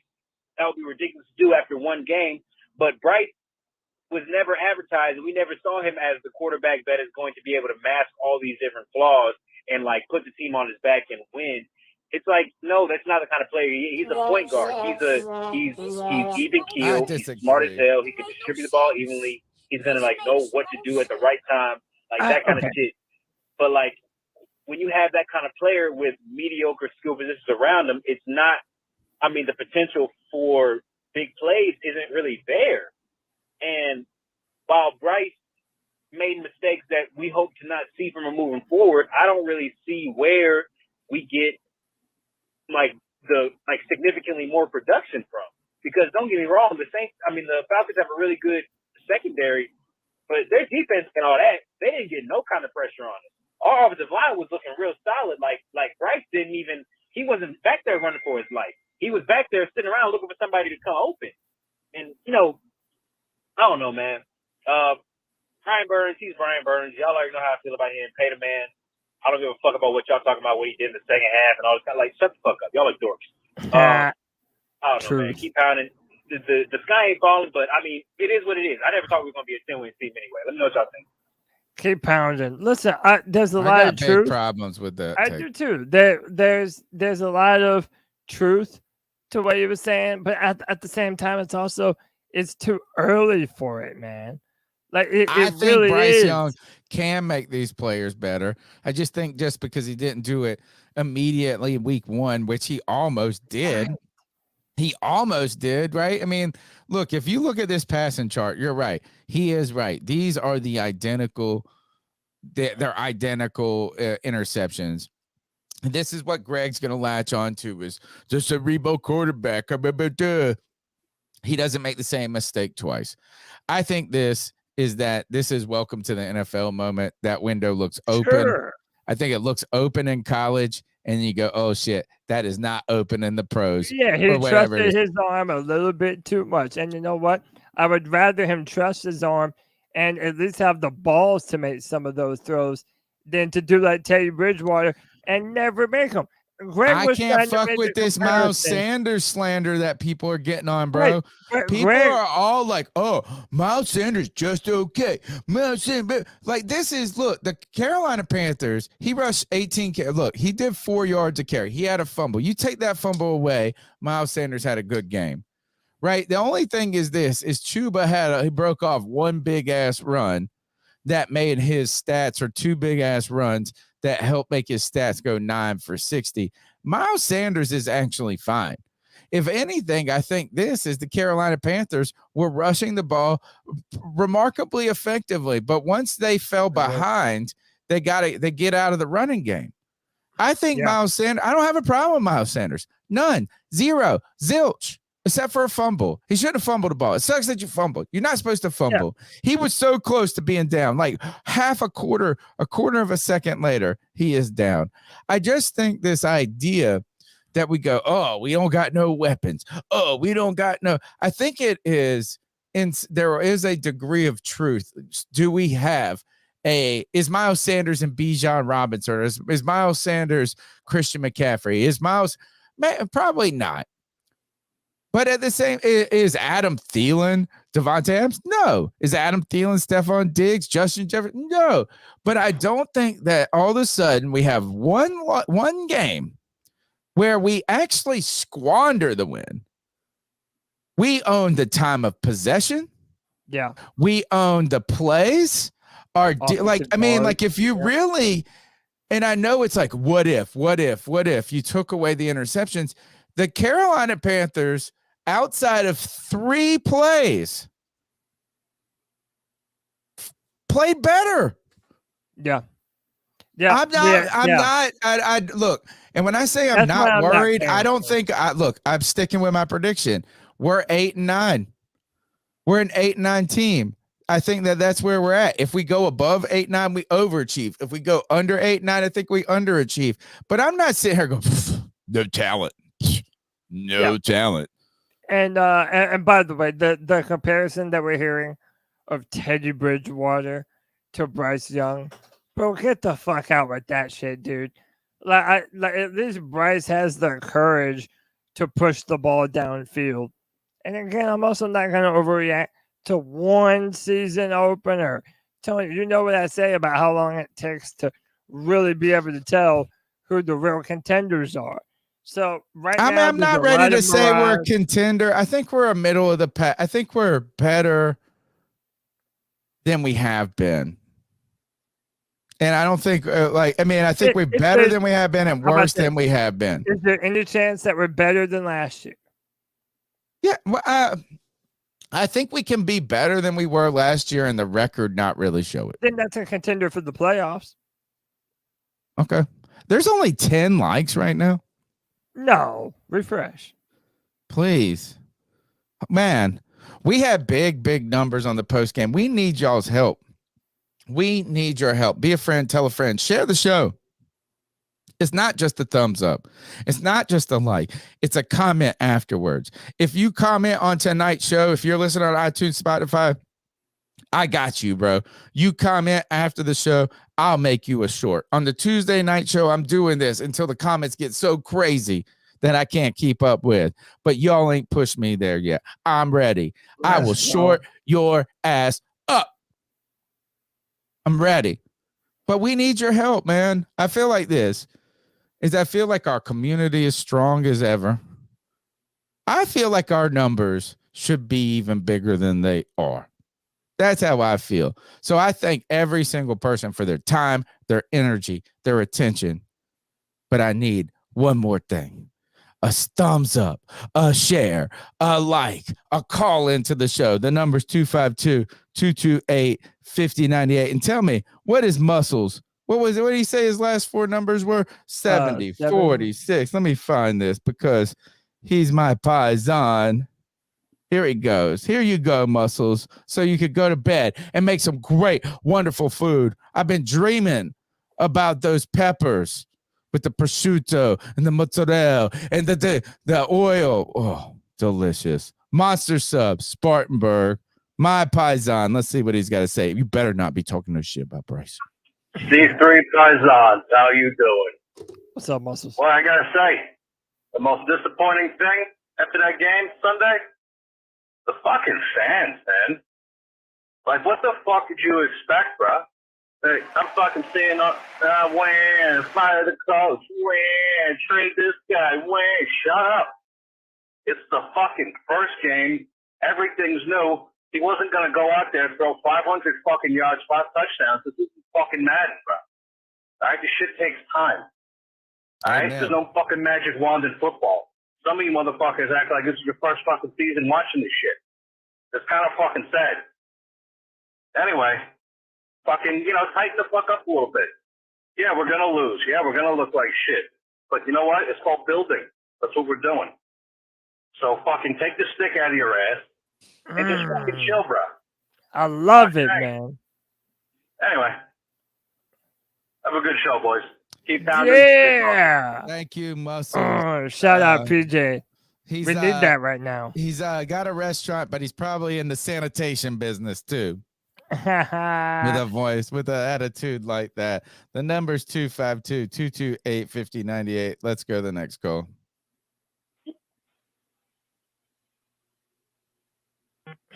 Uh-oh. They're quiet. All right. Next call. Yo, guys. How's it going? It's Nick. Just on my way to work. Figured I'd call in. Nick, what's up, brother? Look, I'm going to be honest. I just saw the score. I haven't sat down and watched the game. I looked at the stats real quick. I know stats don't tell the whole story or anything like that. I'm going to sit down and watch the game this week. But I'm not. Now, granted, like I said, need to sit down and watch the game, and I'm assuming that it was one of those deals where we just got run all over because we are in a whole new scheme. It takes a minute for us to get adjusted to it, that sort of deal. And we weren't necessarily great against the run last year, and we slumped to a 3-4, which is worse against the run. And the Falcons drafted Bijan Robinson. Like, I expected. Looking at the stats, I'm not surprised in what happened yesterday. I'm really not. Like, I know that we added a whole bunch to this defense and that sort of deal, but we had way too many questions, and it was the first game of the season. Like, plus we saw what Bijan Robinson did in the preseason. Okay, it doesn't surprise me, and I'm sure people are all sorts of pissed off and bent out of shape. But it's like, guys, it's the first game of the season. Okay, give it a little bit and let's see what goes on. Okay, started 3-0 with Sam Darnold 1 year, and we were thinking that we were going to go to the playoffs. How did that fucking turn out? Okay, like, take a chill pill, relax, smoke a little weed. Okay, everything's going to be okay. Ooh. Now, when it comes to paying Burns, at this point, guys, I've had my knocks on Brian Burns, but at the end of the day, he does make this team better. And you bet your ass I would pay Brian Burns over J.C. Horn right now. I love J.C. Horn. J.C. Horn has been my favorite fucking corner in the league since he fucking got here. And ever since I saw that dude play, it was like, yeah, no. This dude, he needs to fucking stay here. But he can't stay on the fucking field. You need players to be available, and when he plays basically half the games, that's not enough to sign somebody. And JC, this is your year where you really got to step up and prove it. We know that you can be the dog. You just got to be the dog all day, every day, not half the time. And that kind of goes to Matt Corral too. Oh, yeah, you can't just go to a different fucking team. There it goes. Look, okay? He's got a and little then not bit show more. up to fucking practice. He's depressed, dude. Like, dude, I get that you got I get that you got moved to the practice squad and shit like that. But like, dude, welfare checkup for Matt Corral coming here. He's got something to say about your boy. Bro, you went up to New England. You aren't taking over for Mac Jones. Like, Mac Jones isn't gonna look great this year, I don't think. Okay, but I don't think you're taking that job from Mac Jones. So you being all fucking in your own head and shit, taking days off, that's not the way to fucking deal with this shit, dude. especially because a whole bunch of guys gave you fucking props last offseason for fucking doing everything fucking right on the sidelines that you possibly could to fucking get the job. Like, dude, just because you fell on your face once doesn't mean that fucking that's it, game over. Get back up, dust yourself off, come back with the fucking vengeance. Yes, you got a Liz Frank injury and it fucking sucks. And I still laugh at fucking the Pats for picking up 2 of our fucking quarterbacks that they gave Liz Frank injuries to. I will never let them live that down. Anyways, I'm rambling. I hope you guys have a good night. Everybody, ease up, smoke a little weed. Life gets a whole lot better when you do. He's from Massachusetts. He can do that. Somebody said, look, is Josh asked, thank you, Josh. Always a support of the show. And C3 Superfan for just $1.99. You can be a C3 Superfan and get benefits like Mega Mingo that we play on the post-game show. He says, anyone heard why Corral got ghosted out? Somebody raised this, is that he has had a history of depression. And it was like, we need to do a welfare check on him. Interesting there. Anthony Picarello, we know you got 2 calls. You always got 2 calls. Let's go to the next call.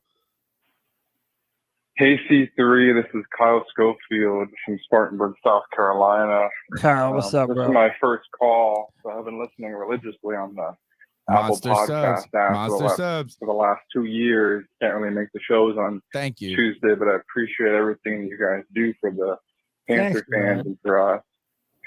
But I was just calling in early in the morning here on Tuesday. I'm not really sure what y'all talked about on the show, but I'm just kind of confused why the Panthers have, I Bleav it's 5 edge rushers on the roster, but only used 2 on Sunday. Yetur only got 4 snaps on defense.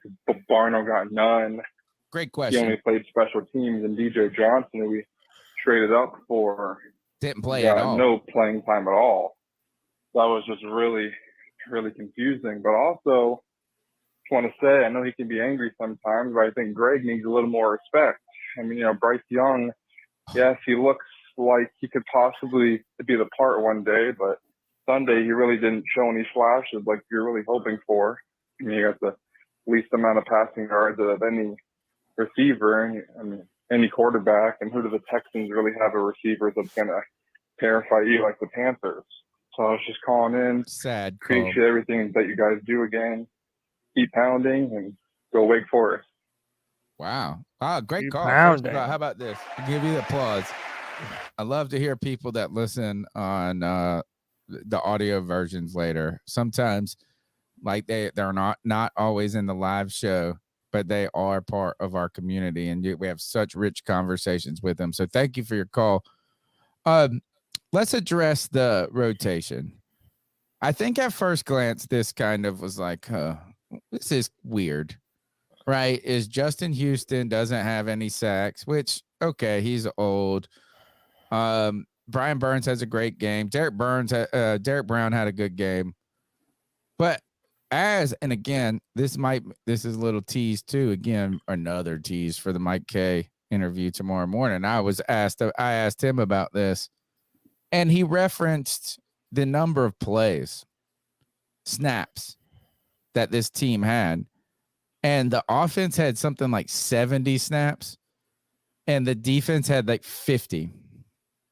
So I think that the defense, they didn't have to rotate as much.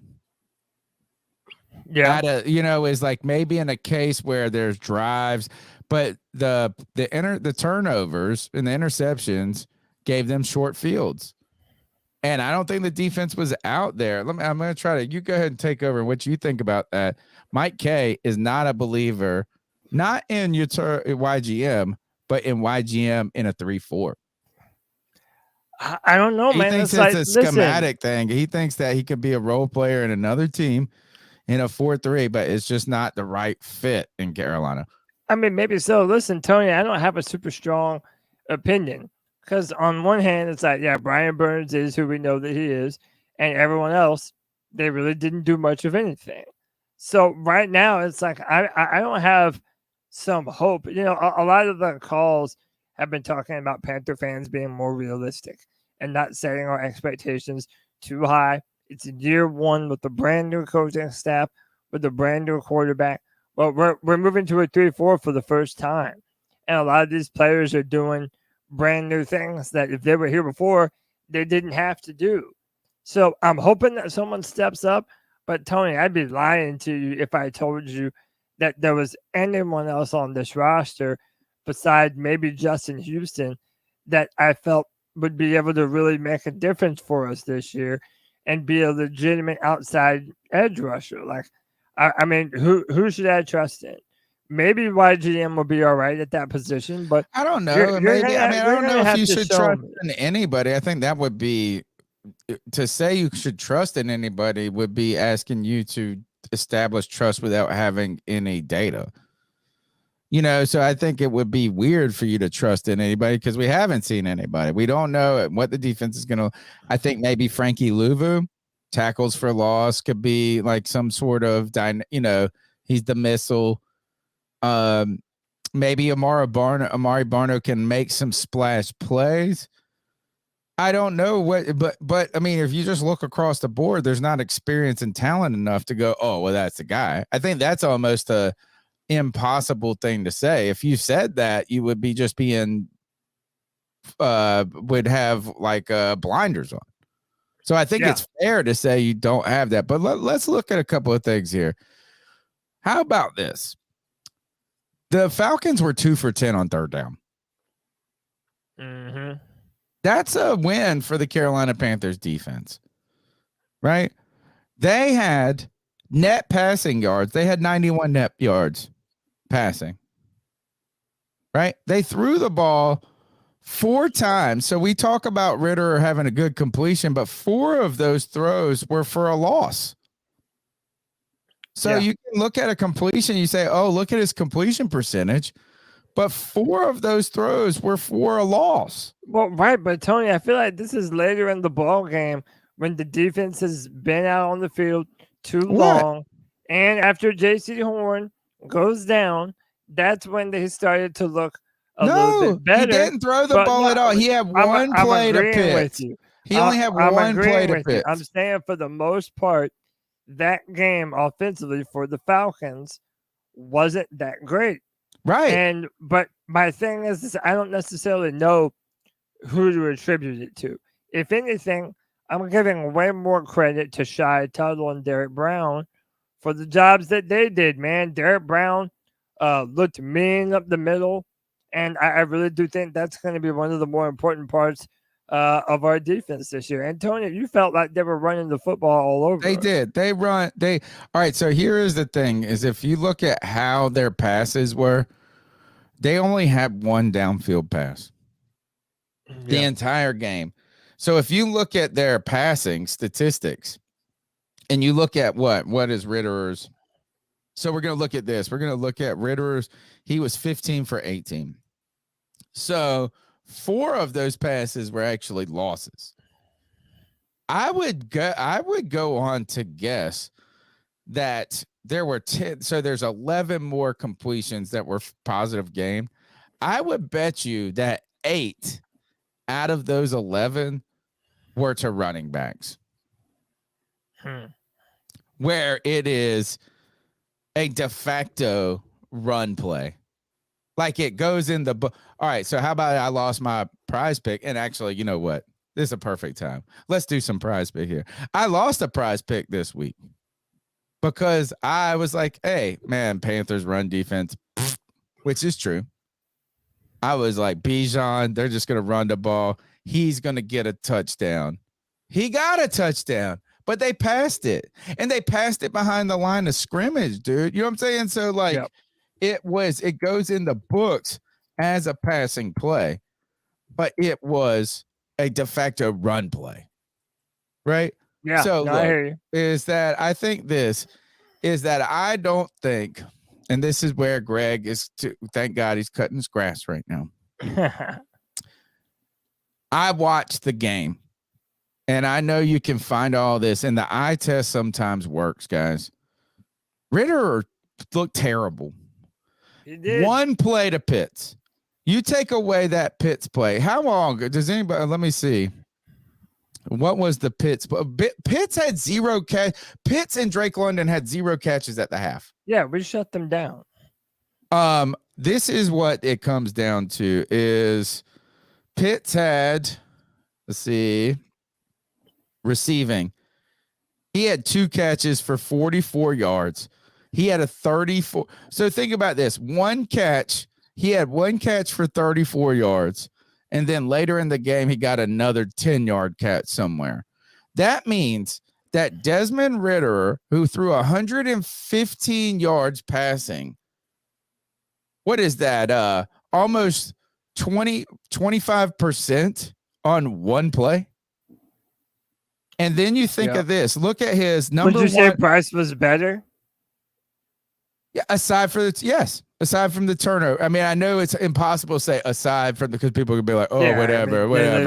But is Bijan Robinson had 6 targets, 6 catches, 27 yards. Michael Hollins had 3 catches, 31 yards. Algier. So look, 2 of their top 3 receivers, in a sense, were running backs. Look, what are our top receivers? Hurst, Sanders. Sanders have 4. I mean, we're just talking number of receptions. You want to go yards or receptions? I would say this is that there are 1, 2, 3, 4, 5, 6, 7, 8 people that caught passes from Bryce Young. 1, 2, 3, 4, 5, 6. No, Drake London didn't even catch a pass. No, only 4 people caught passes. Look at this. Actually, here, let me show it one more time because I can't believe because I almost counted it off. I thought, look, Bijan Robinson had 6 catches for 27 yards. Hollins had 3 catches for 31 yards. Algier had 3 catches for 19. Kyle Pitts had 2 catches for 44. They gave Desmond Ridder 1 catch for -6. Drake London had 0 catches, bro. So what do you attribute this to, Tony? Are the Falcons' offense ass, or do we actually have something resembling a nice defense that we might be able to go somewhere with? I think it's turnovers, short field. They didn't have to do much. Listen, we get mad at Greg for only looking at the stats and really honing in on the numbers, and we say that it doesn't necessarily tell the entire tale. And I believe the same way about that too. Like even those small mistakes will lose you a football game. Yeah, like that that's what it came down to. Yeah, that's what I'm saying. So are you saying that this is a hope for optimism? Yes. Okay. Yes. Like, I think that it's ridiculous to think that they just beat us. I think we beat ourselves more than they beat us. All right. So how are you feeling going into New Orleans? I don't know. I don't know enough about the Saints yet. I mean, I don't know. It's like I don't know enough about the Panthers either. Right. And what I mean is that if we're going to just beat ourselves, I can't have faith in our team if we're just going to beat ourselves each week. Yeah. I just don't think I don't think that we're as bad as people are saying. Tony, I want to jump to this now. The Panthers have signed Tariq Cohen from North Carolina, grew up in Charlotte, grew up in the Carolinas, has not played since 2020, back on the Carolina Panthers, and this was first reported by his fiance or his wife on Instagram, congratulating him. What do you think this does for our offense? You know, I said Chuba Hubbard played well, had an incredible amount of yards per carry. But what are you thinking about Tariq Cohen being back on this team right now? I like the move, but I don't necessarily practice know squad though, right? I think he went to the practice squad. I mean, he's a big time player, man. He's done a lot before. I think he dealt with some injury, right? And he had trouble getting back from the injury. You know what this tells me is that we don't know what we're doing on special teams and return game. That's what I would say is that I don't think he's going to come in there and take carries away from Chuba, Miles Sanders. I mean, might as well just give Blackshear some carries. I think we're trying to find an answer in the punt return and kick return game. I mean, you really think Like that's why it, Big though? Jordan is saying, yeah, I mean, look, you're not going to bring a guy in who hasn't played football in 2 years or whatever it is, and then all of a sudden put him on the practice, and all of a sudden like, oh, well, Miles Sanders fumbled once, so we're going to go with Chuba and Tariq Cohen. Now, what if he can be an explosive play? Look, you got to make a difference on special teams, and then you might find your way into the lineup. I mean, I don't know. If you're going to make a move on offense, why just be a special team move? It's No, practice squad, dude. I think he has more talent than people are giving him credit, more than you're giving him credit for, I'd say. No, I'm not diminishing his talent. I'm saying realistically, the role he's going to play on this team cannot be part of the offense, right? Like that would be silly to think he's going to be an effective part of this offense. He doesn't know the playbook. As time goes on, let him catch a punt. I think he'll be and not run towards the fucking end zone. No, they're going to put him in the backfield. I don't know when. No, they're not. Yeah, all right, bet me. Chat, what do you think? bet you. Do you think that they're not going to put Tariq Cohen in the backfield? No. I'll tell you right now, they are. There's no way before week 7, unless there's major injuries, this guy is on as a running back. No, more than just a punter, man. He had a breakout year for the Bears. It was either in like freaking 2017. 20. Yeah, but so what? That's more than Chuba has ever done. Might as well put Cam Newton in the backfield then. Nah, so you said you're never going to see him in the backfield? Not before week 12. Oh, you're ridiculous right now. Really? No, I'm not. No. I bet you Laviska Shenault gets 10 times more carries than Tariq Cohen ever does. All right. I don't know if I just kind of made that stat up. No, like I think this is he's going to make you, if he finds, he's on the practice squad, dude. He's not even on the active roster. That's like saying all of a sudden that I think that Matt Corral is going to make a difference on this team. Oh, it's not the same thing. Devon, what is your big boy? What's the big fat boy? The guard. Blastoise. Yeah, Deontay Brown. Yeah. Deontay Brown. Oh yeah. Oh no, he's a much better player than Deontay Brown. Oh, but first of all, no, he just plays a different position. Listen, I'm not. No, you're making it sound like I'm pumping him up. You are. No, I'm just saying that this is a feel-good story. He is not just a kick returner for the Panthers. All right, guys. We're going to see him. Don't forget the C3 Panthers podcast now for 2 years in a row has been sponsored by Prize Picks. And even if we weren't sponsored by Prize Picks, we'd be playing Prize Picks. And we know that our audience loves Prize Picks. If you use the promo code C3, you go to Prize Picks and use the promo code C3, or there's a direct link in the chat. You can just click that. It'll auto-populate it. If it's your first time depositing money on Prize Picks and you use that promo code C3, they will give you a 100% deposit bonus match up to $100. You put in $100, you get $100 in promo funds. You put in $99, you get $99 in promo funds. And on top of that, Prize Picks has something each and every day and every week that makes it almost free to play at times. They'll have protected picks on Fridays, flex picks. They will have free squares from week to week. They'll have discount squares. I tell you this, the discount square with Dak was a beauty. All Dak had to do was complete one pass. He did that. The problem is I put all my money with Bijan. Here, you want to see this? I'll show you guys this. I want to show you my past. I was so mad at this. I thought I had this win. I had a good and a bad week. Bijan, he didn't get 71, but he got it all in the passing game. How about this? Bijan again down here. Where is it? Hold on. He got a touchdown, but he didn't get the touchdown. Where the heck is it? Come on. Gosh, where was that Dak free square at? Good gosh, am I scared? He got the touchdown, but he got it catching the ball, not rushing the ball. Kind of messed me up. Look at this. Here's a win for me.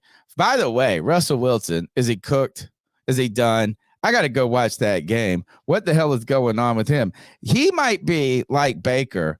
It's just each and every week, just take the less than on Baker and Russell. Look, look at this. I hit the less than on Baker right there. Bye. I hit the more than like a dummy on Russell Wilson. But I got Kenny Pickett. By the way, Kenny Pickett had like 89 yards in the start of the fourth quarter. Booyah. Man, he hits it right there. Thank God I did a flex there. Win there. You want to see this? This was a cool one. This is my favorite. I call this where is it? Hold on. Look for, gosh, I play a lot of Prize Picks. I can tell. I got to scroll down here a little bit. This is my favorite. Oh, there's a win right there. Richardson, correct. Oh, that's preseason. I had one in here. Am I in your account? No, ain't no way. I won I call it the G Baby special because I won some loot on, gosh, can't be open anymore. Where is it? Now I feel like a dummy. I won 60. Look for plus. Here it is right here. Look at this. This is the G Baby special right here. WNBA. Booyah! Booyah, booyah, booyah, booyah. Booyaka, booyaka, booyaka, booyaka. That's what I should say. Boy, Prize Picks is so fun to play. It's the best place to play daily fantasy football. Put your skills to the test. The way it works, you have to pick multiple players. The rule, 2 players, 2 different teams, but you can go 3 players, 4 players, 5 players. You can play power play. You can play flex. You can put in $20 and win 60 if you get it right. You can put in $20 and win 100 if you get it right. It's fantastic, and we're about to play Prize Picks right now. If you're going to play Prize Picks, though, and you haven't done before, you need to use the promo code C3. First, it keeps Prize Picks helping us each and every year, and they have been our best sponsor. Telling you. And you know what? Cody, look at the DMs. Them boys be going wild in that Prize Pick. They love it. Hey, so many C3 super fans have made so much easy money using Prize Picks, playing daily fantasy sports. There is not a single sport that you could possibly want to play that Prize Picks does not have, dude. Play literally everything. But man, now that this NFL season is underway, use your football aficionado to make you a little bit of scratch, man. Already got it right away. Number 1 is first. We talked to our guest tonight. He said, look, the strength of the Saints is their secondary. The question is the run game. The Panthers ran the ball effectively in week 1. Miles Sanders right here, 50.5. More. Easy. Yes, I think the risk, I think there might be a little, I think Bryce Young beats this number easy. I do think he beats it. But you won't pick it, though. No, I think if I'm looking at the 2 between these, I think this is the safer of the 2. Yeah, between the 2 for sure. Right. So what we would do. We want to go to NFL entire. Do we want to look at what the Saints? Let's check what the Saints numbers look like. Thomas, 52.5. Ooh, that's a dang. Yeah, you probably have to take the over on more on that. More. I almost think this could be this is a trap. Less? Maybe. It's kind of like this is we might be looking for you might be like, look, is he had 300 yards, they came late, missing Horn. I don't know what our secondary is going to look like entirely. Is this game put up a little bit more points than week 1? I don't feel great about this one, but if he gets around this number, Olave's getting some of that action. He's getting some of that juice, but I want more. I don't want to just settle with 2 people. Let's go find us a good one. Or Minnesota could be passing the ball a lot. Ooh, where do we want to go? Do you want to go? Pick a category. Let's pick a category. Dude, I'm telling you, Trevor Lawrence and Calvin Ridley, they've been doing big things, man. Casey, they've been doing big things, man. What happened last week? Golf, how many yards did he put up? That I do not know. He had pretty good numbers. Let's see. Let's pick a category. You like the? Let's check these passing categories out real quick. Burrow 261 is about 82 yards. Yeah, 82, 83 yards. It's basically, do you think that they bounce back? I almost feel like this is every week we should just go less than on these cats. It does seem like a safe bet, huh? Safe entry, as we say. What if we did this? How about we do this? Is this too wild, Cody? No. Sanders more, Olave more, Mayfield. What did No, that's perfect. And is Fields? Does he somehow? Who are they playing? They're playing each other. Baker versus Fields in the most boring game ever. You know what? I'm going all in. I'm going straight up 10 times. Power play. Let's do it. Booyaka. Go to Prize Picks. Use the promo code C3. They will match your deposit up to 100% on your first time, up to $100. And boy, I hope I just got a big winner because my fantasy skills are elite. Let's go. Can we go back to the calls, Cody? Do it. Yo, it's White Chalk Espresso. Yo, I got some bones to pick with some people. Call me emotional because I said Bryce didn't look good. He was ass. He stunk in the first game, which he did. And you got people like Cody calling me emotional. Me, you are emotional. It's that Coming time from of the guy month, who said you, Bryce bro. will go 30 touchdowns and we're going to win 13 games. I'm the emotional one. Yeah. Yeah, okay, Cody. You're the one who said we should raise our expectations. Stop it. We should raise our expectations. Remember that? That was you, Cody. Guess what? I raised my expectations. And my expectations was not 148 yards and 2 interceptions. That was not my expectations. So y'all the ones getting over emotional, coming at me saying, I think Bryce stunk in his first game. All right. Second of all, if I wanted to be emotional, I'll be emotional. I drove 5 fucking hours to Atlanta, put on that motherfucker's jersey, cheered him on it in his first game, just for him to stink it up, and then drive another 5 hours back to Charleston. That sounds So if I want to be emotional, Kev. I'll be fucking emotional. Oh, he's saying I will be emotional. He stunk. And that's it. That's all I got. I'll be there Monday night. Cody, I'll meet you there in Charlotte, and I'll give you a beer, and I'll slap you in the face. Peace. Does fade mean you don't like it? I feel like fade. I'm going to fade that pick means I don't agree with it.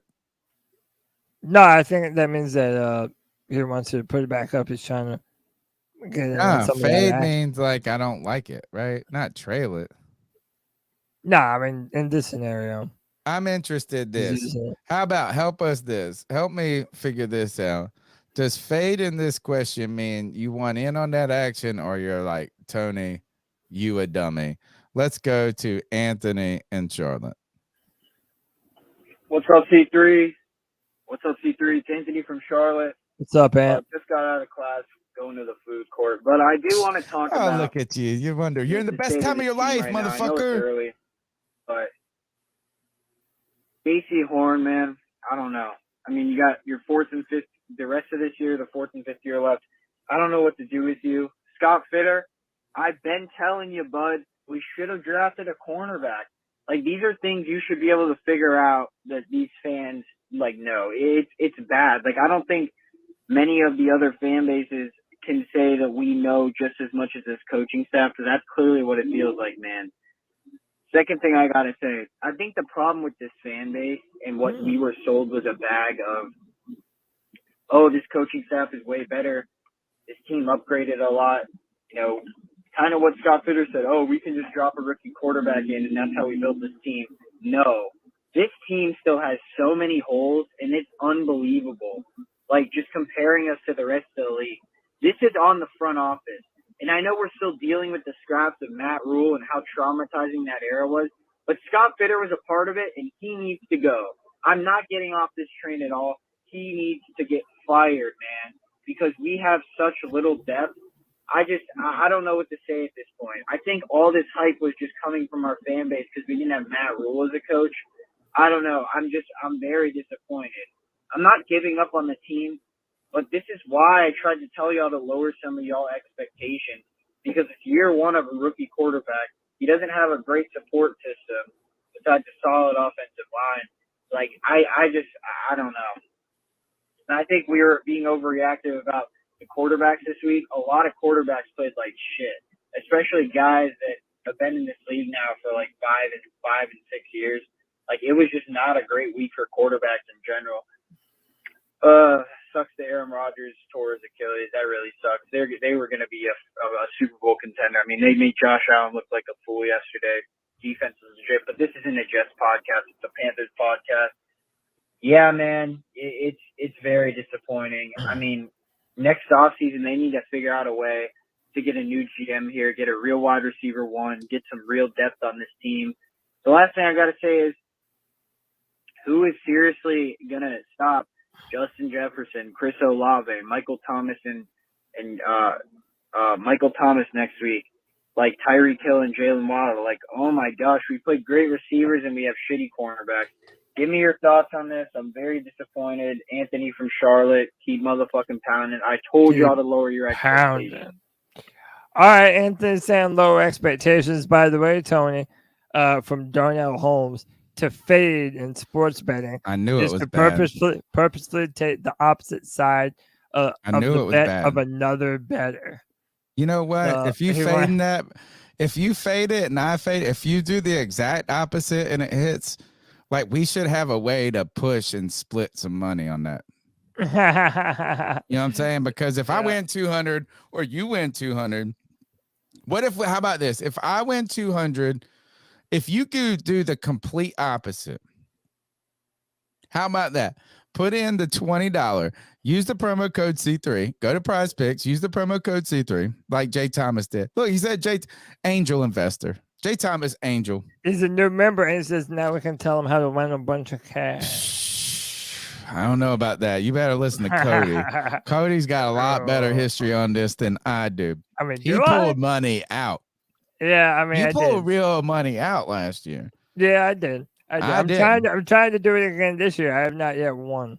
So if you do this, how about this? If you fade me, which I would assume means a complete opposite.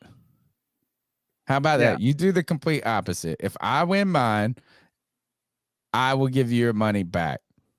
So the person who said that he would fade you was, let me find, 336 Panthers fan. I need to see the exact opposite. Yeah, 336 Panthers fan. You go the exact opposite. You put the 20 on the power play. You better be using that promo code C3. It helps us. I'm telling you, each time somebody does it, they know it. And they're like, oh, you hit that mark. We want to sponsor you more. We want to sponsor you more. We want to sponsor you more. So you do that.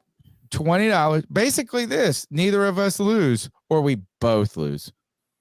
Yeah. Because if we don't hit them, then we just lose our money. Anyway, let's talk about Anthony. Fuck this.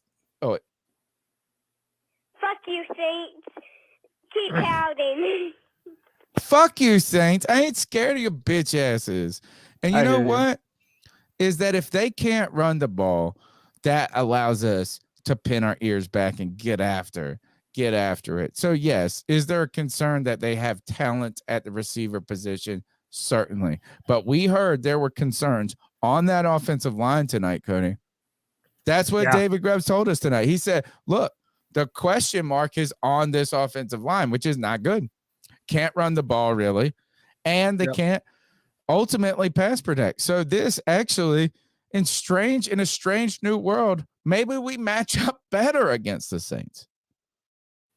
I mean, That I'm sounds hoping ridiculous. I know. I mean, Maybe listen, I'm just if drunk. you're able to win the trenches, then you should be able to win the football game. And by the way, Tony, we won, like you mentioned earlier, we won the stat battle with Atlanta. Right. We have lost to clean one up, stat, we have turnovers. to clean up the small details. Bryce has to take better care of the football. No more fumbles from Miles Sanders. And in the red zone, actually punch it in. We have we the have worst- to be better in the red zone. We have to. And red zone defense is going to need to be better too. Red zone defense. On top of that, way, Cody, but we could be the worst, arguably after week 1, the worst team in the NFC South, right? If you think about it, is like, hey, the Bucs somehow upset the Vikings, so they have a win. The Saints have a win, and actually, we are the worst team in the South for right now. Like record wise. Yeah. But I'm not scared. Yeah, Well, not as scared as this. What I want to say is this, and then go to the shout out is we're the worst team in the NFC South, and we're only 3-point dogs. Fuck. I mean, listen, Vegas on something here. Only 3-point dogs. If Atlanta was not able to run the ball, I don't see how New Orleans is going to be able to do it any better. So I like the Panthers' chances. I'm hoping, hey, I'm going to be there, man. I want to see my Panthers get a dub. And by the way, Jay Thomas, if you already used the promo code, then you did your part, brother. That's all you have to do, man. I told you he's an angel investor, homie. Yeah, man. He's the man. He's got my dude right here. White chocolate, Bryce stat line for Monday Night Football, 21 of 32, 220 yards, 2 touchdowns. We walk away with a dub. You walk away with a dub in Prize Picks with that number right there. Yeah. Oh, I wonder what here. Well, look, let's go to Anthony's call next. He got a part 2. Always got a part 2. Anthony, you lucky. I What's love up, you, C3? Python. Quick call back. Wanted to bring something up. Kevin has been mentioning this a lot in the spaces, Twitter spaces. Everyone that's listening, check out the Panthers Twitter, C3 Panthers Twitter spaces on Monday, Thursdays, man. We've been going live a lot, getting 70 people in the spaces, man. It's a great conversation, bringing over some people from, different spaces that I've, connected with, a lot of new faces. It's an awesome conversation, man. We welcome everyone and anyone.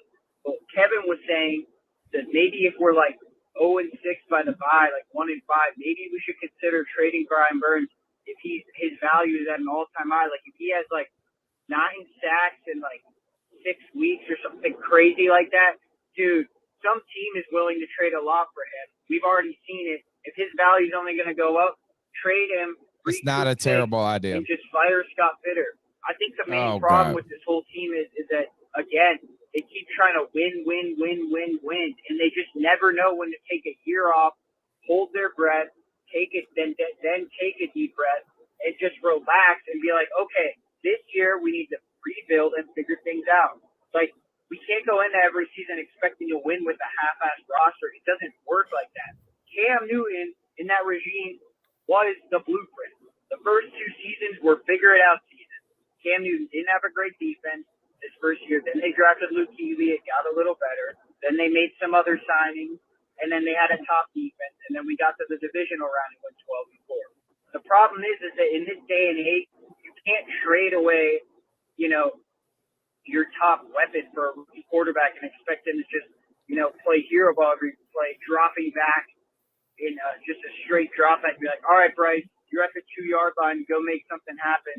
It's just bullshit. It pisses me off. But that's all I got to say.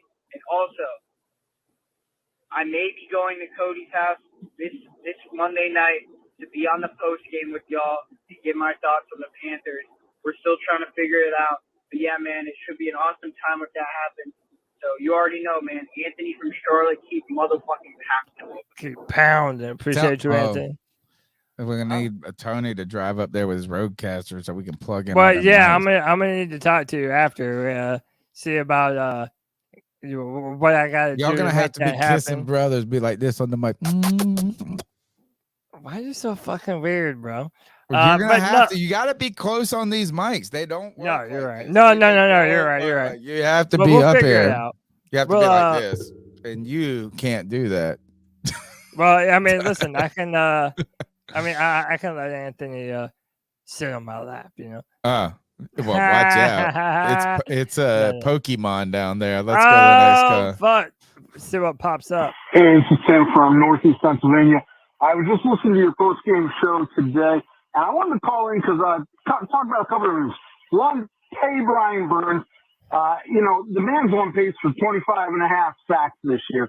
Obviously, it doesn't mean much after the first game. But reality is if we don't pay him now, we may end up having to pay him a ton to stick around. So pay the man now. Secondly, Cody was talking about Fitter and him being in the hot seat. And I want to talk a little bit about that for a second, because if you remember, we all talked about how Rule had ultimate control over the roster. And when we talk about the draft in particular, he had control over the draft and who Carolina was picking. Well, look at that Carolina pick in the 2021-22 draft. Out of those three drafts, we came out with 4 starters. We've got Derek Brown, who's doing a fantastic job. Looks great. We got J.C. Horn, which, let's be honest, he's never out there. So it's kind of to me, J.C. is a bust, unfortunately. And I think injuries are just going to continue to happen. We got Jeremy Chin, who is a good player. But again, he's not a great player. I know some of you guys absolutely think Jeremy Chin is the best player out there, but let's be honest, he is an average player. And one more guy, I can't even think who it is now. But really, ultimately, we have a lot of guys that we wish weren't on the roster. This is a loud call. AKA YGM. And ultimately, they did a terrible job drafting for 4 years. The fact that for 3 years. The fact that we only have 3 starters out of that is absolutely ridiculous. I'm not considering J.C. Horn a starter anymore because he's not out there enough. So I think Fitter is safe. I think he's fine at least for another year after this year, but get that contract done with Burns. All right. Thanks for listening. I love this call. Look, and it brings up a great conversation that you wanted to have. Yeah, you wanted I wanted to have. You've been an asshole about it. I Well, feel like I mean, you're no, leaning you into know what hot it is? take with this. There's no, it's not hot taking this, Tony. You know more than anyone.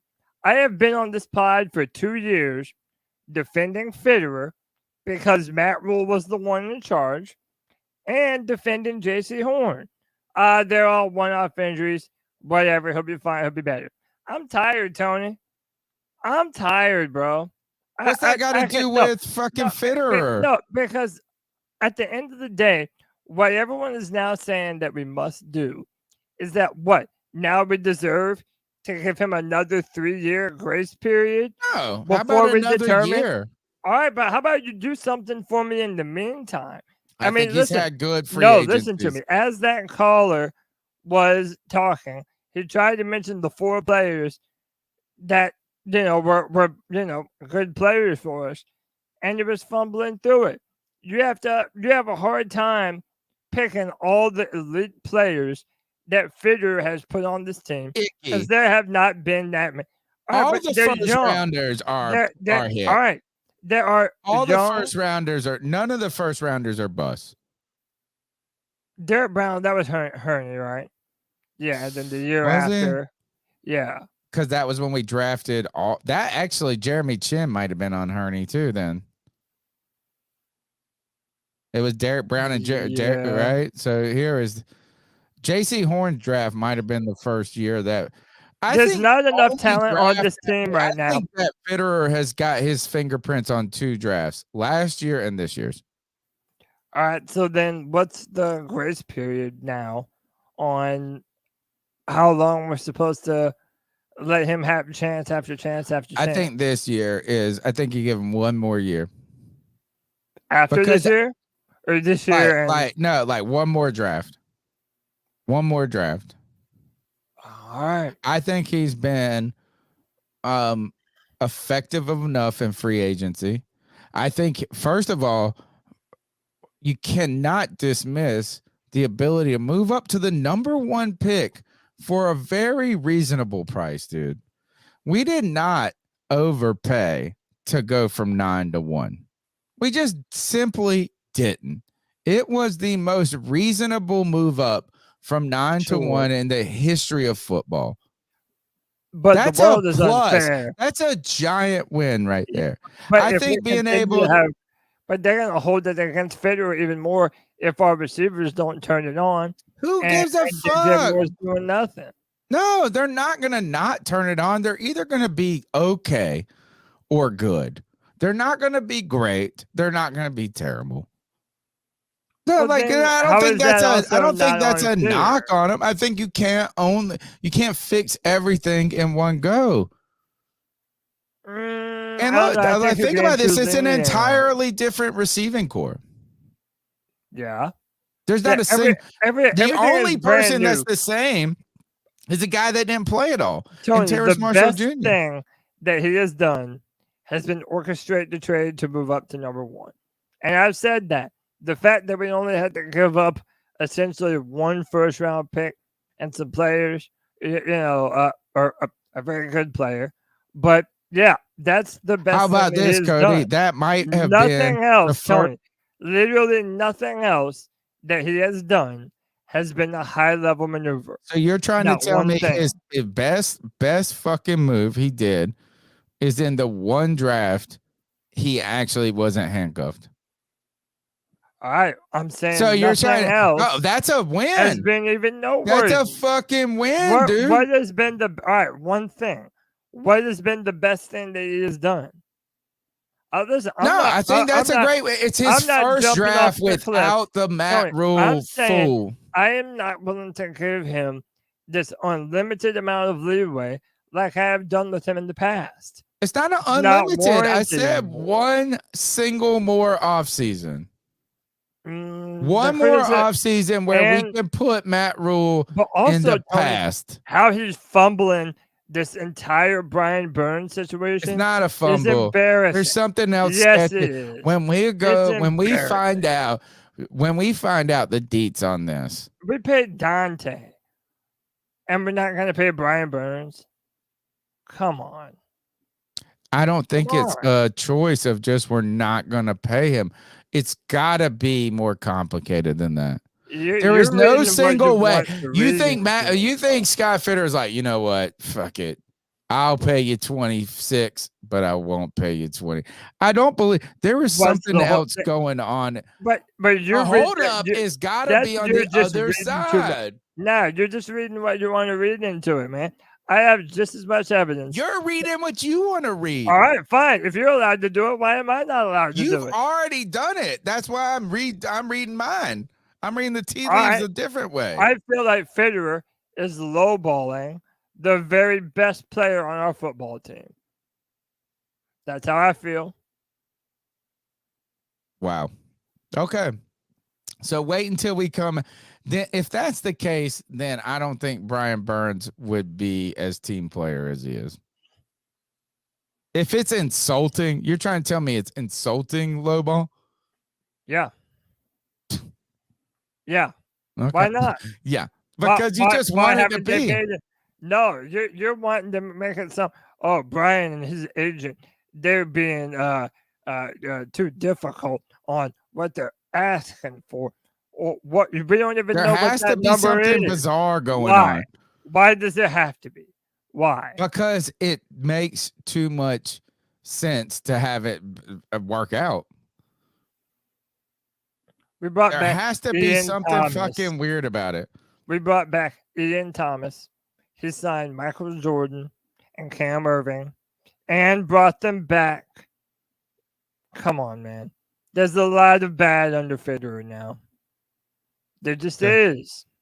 Okay. Let's take more calls. I think this is I think that I will be willing to accept your diagnosis next year when we have more distance from Matt Rule. to me, I think right now, to me, the biggest things, don't bring up Ian Thomas. Don't bring up CJ Henderson. To me right now, my problems, if DJ Johnson doesn't work out at all, like if he's like that, to me is a real stain on the record. But hell, I think Mingo turned out to be a remarkably wise pick at the time. You're talking about a wide receiver core that has no talent. Imagine them without Mingo. The end of the year, Tony. If we are not a playoff team, how much can you do we between are now? not, A GM doesn't do much if we don't, from now till December. if we do not February. have a better team at the end of this year, it's time to move on. How? What are you going to do? Rip the Band-Aid off. You don't get better midway through the season. It would be his what? How do you get year? better? How do you get better midway through the season? Better draft picks. He has not been a great drafter. No, you're giving him another draft then. No, I'm saying he has not been a great drafter, and he has not been that good in free agency. How can he convince you by February? What can he do to convince you by February? This roster needs to make it to the playoffs.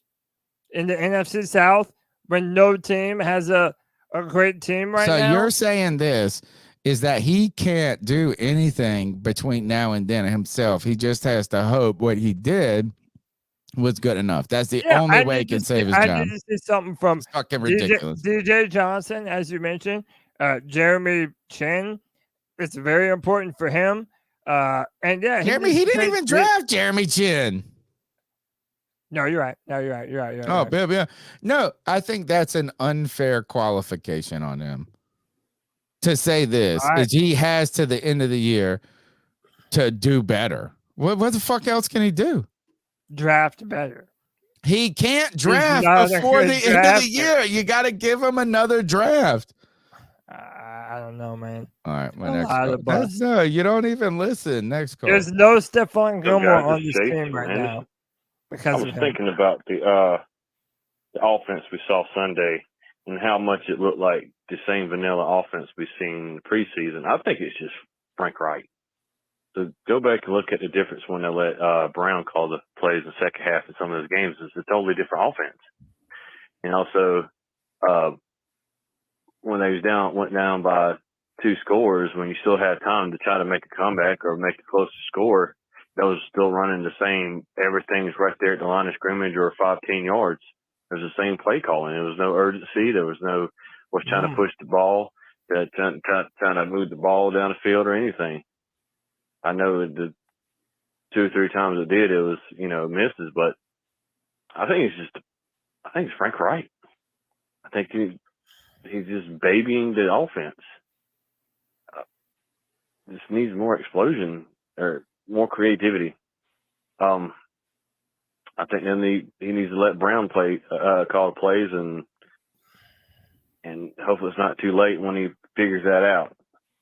I think the problem is Frank Wright and some of them is the receivers. I think they need to go back and get Shi Smith back. Have him on one outside and him Shark on the other outside. Imagine running 4 receivers, Shark and Smith on the outside and Thielen and Mingo on the inside. Different route concepts that way. Not to back the defense off. Well, no, there's no threat. This is going to dink and dunk. That's what Frank Wright's offense is. Vanilla bullshit. Come on. I'm Open coming up the playbook. Let Brown call plays. Frank Wright, be the head coach. He's not the offensive coordinator. That's not you. He's no Sean Payton. Come on now. Randall in the chat, 49ers guys, stick around. Let me address this call first, and then I'm going to give you some shout outs. Thank you for being around here. This is too overreaction. We're 1 weekend. We controlled the entire time of possession. And we're going, play calling was a problem. There was only one play call that was problematic. It was the right decision, the wrong play call. And that's the 4th and 1. It's not too vanilla. If anything, them running a jet sweep within the 5-yard line, too crazy for me. No, this is what happens when you lose. When you lose, we eat our own. We devour our own children. So we're like, oh, we got some people being like, Bryce should have been so much better. These receivers, they suck. But like the play call, come on. The play calling, we're one game in. We won the time of possession. We had three turnovers and what effectively was an additional turnover by not converting a 4th and 1. And you're trying to say the play calling is the problem? It's too early. This is too premature. Now, you may be right in the end. You may be right in the end that like he isn't the guy. But we can't, there's not anywhere close to enough data to suggest that. And it's just like this. It is the overreaction to be like, oh, well, Thomas Brown, dude. I told you guys once the preseason went down like that this was going to be the first time that the fucking team didn't produce it. But Thomas Brown, put him in. He's so much better. Dude, we had like an 80-yard drive on the first series that did get stymied by a 4th and 1 conversion that was not completed. The next, we get a pick that they then score. But then Bryce goes 6 for 6. This wasn't a play call. This was an execution issue. Very plain and simple. And I'm not even ready to buy into the separation argument. Make plays. We didn't make the plays. We made some bad plays. We beat ourselves. And I'm not trying to take it away. Look, there's a Falcon fans. Oh, look, it would help us out a lot if y'all beat the Saints. Okay, Dimitri. How about this? How about we beat the Saints instead of beating ourselves? Because that's what happened. You win the time of possession. Tony, also, you can't tell Panther fans that they don't have the right to criticize this team when they do dumb shit. The low-hanging fruit, dude. Right, this is what happens when something goes wrong. They're like, oh, if we would have called different plays, it would have been right. But we have been through nothing but losing seasons. When we see these types of losses where we beat ourselves, and I hear you, and I agree with you, it's far too early to run away and panic about a lot of these different things. Play calling. It needs time. We had one time of possession by 10 minutes. Panther fans have been through so many of these types of losses that, listen, they're going to have to be the ones to start toning down the criticism. Meaning they're going to have to prove these people wrong. Sure. Until they do, the criticism will get hyperbolic. Right. That's what I'm saying. That's why I'm not overly in defense of anyone on this team right now, Tony. I'm really not. No, I agree. I'm not putting on my shield for anyone right now. Right. Because I felt like for 2 or 3 years now, I've defended players, I've defended coaches, all for it to lead to nothing. So if it's I'm not defending anybody. I'm just saying that the criticism may be it's premature. The criticism is premature. Unfair, yeah, if it's fair or unfair or premature, I'm not even disagreeing with them now. Because so many times I have said, oh, don't worry about it. And then they ended up being right. So now it's on them to prove the critics wrong. I do want to shout out Randall. I hope he's still in the chat. Randall said, hey, Panther fans, just wanted to come back. Here, I got it. I'm going to highlight. Just wanted to come back from last year and say thank you again for CMC. He is amazing. We know. Two things is, first of all, I can't zoom in your picture, but y'all both look beautiful.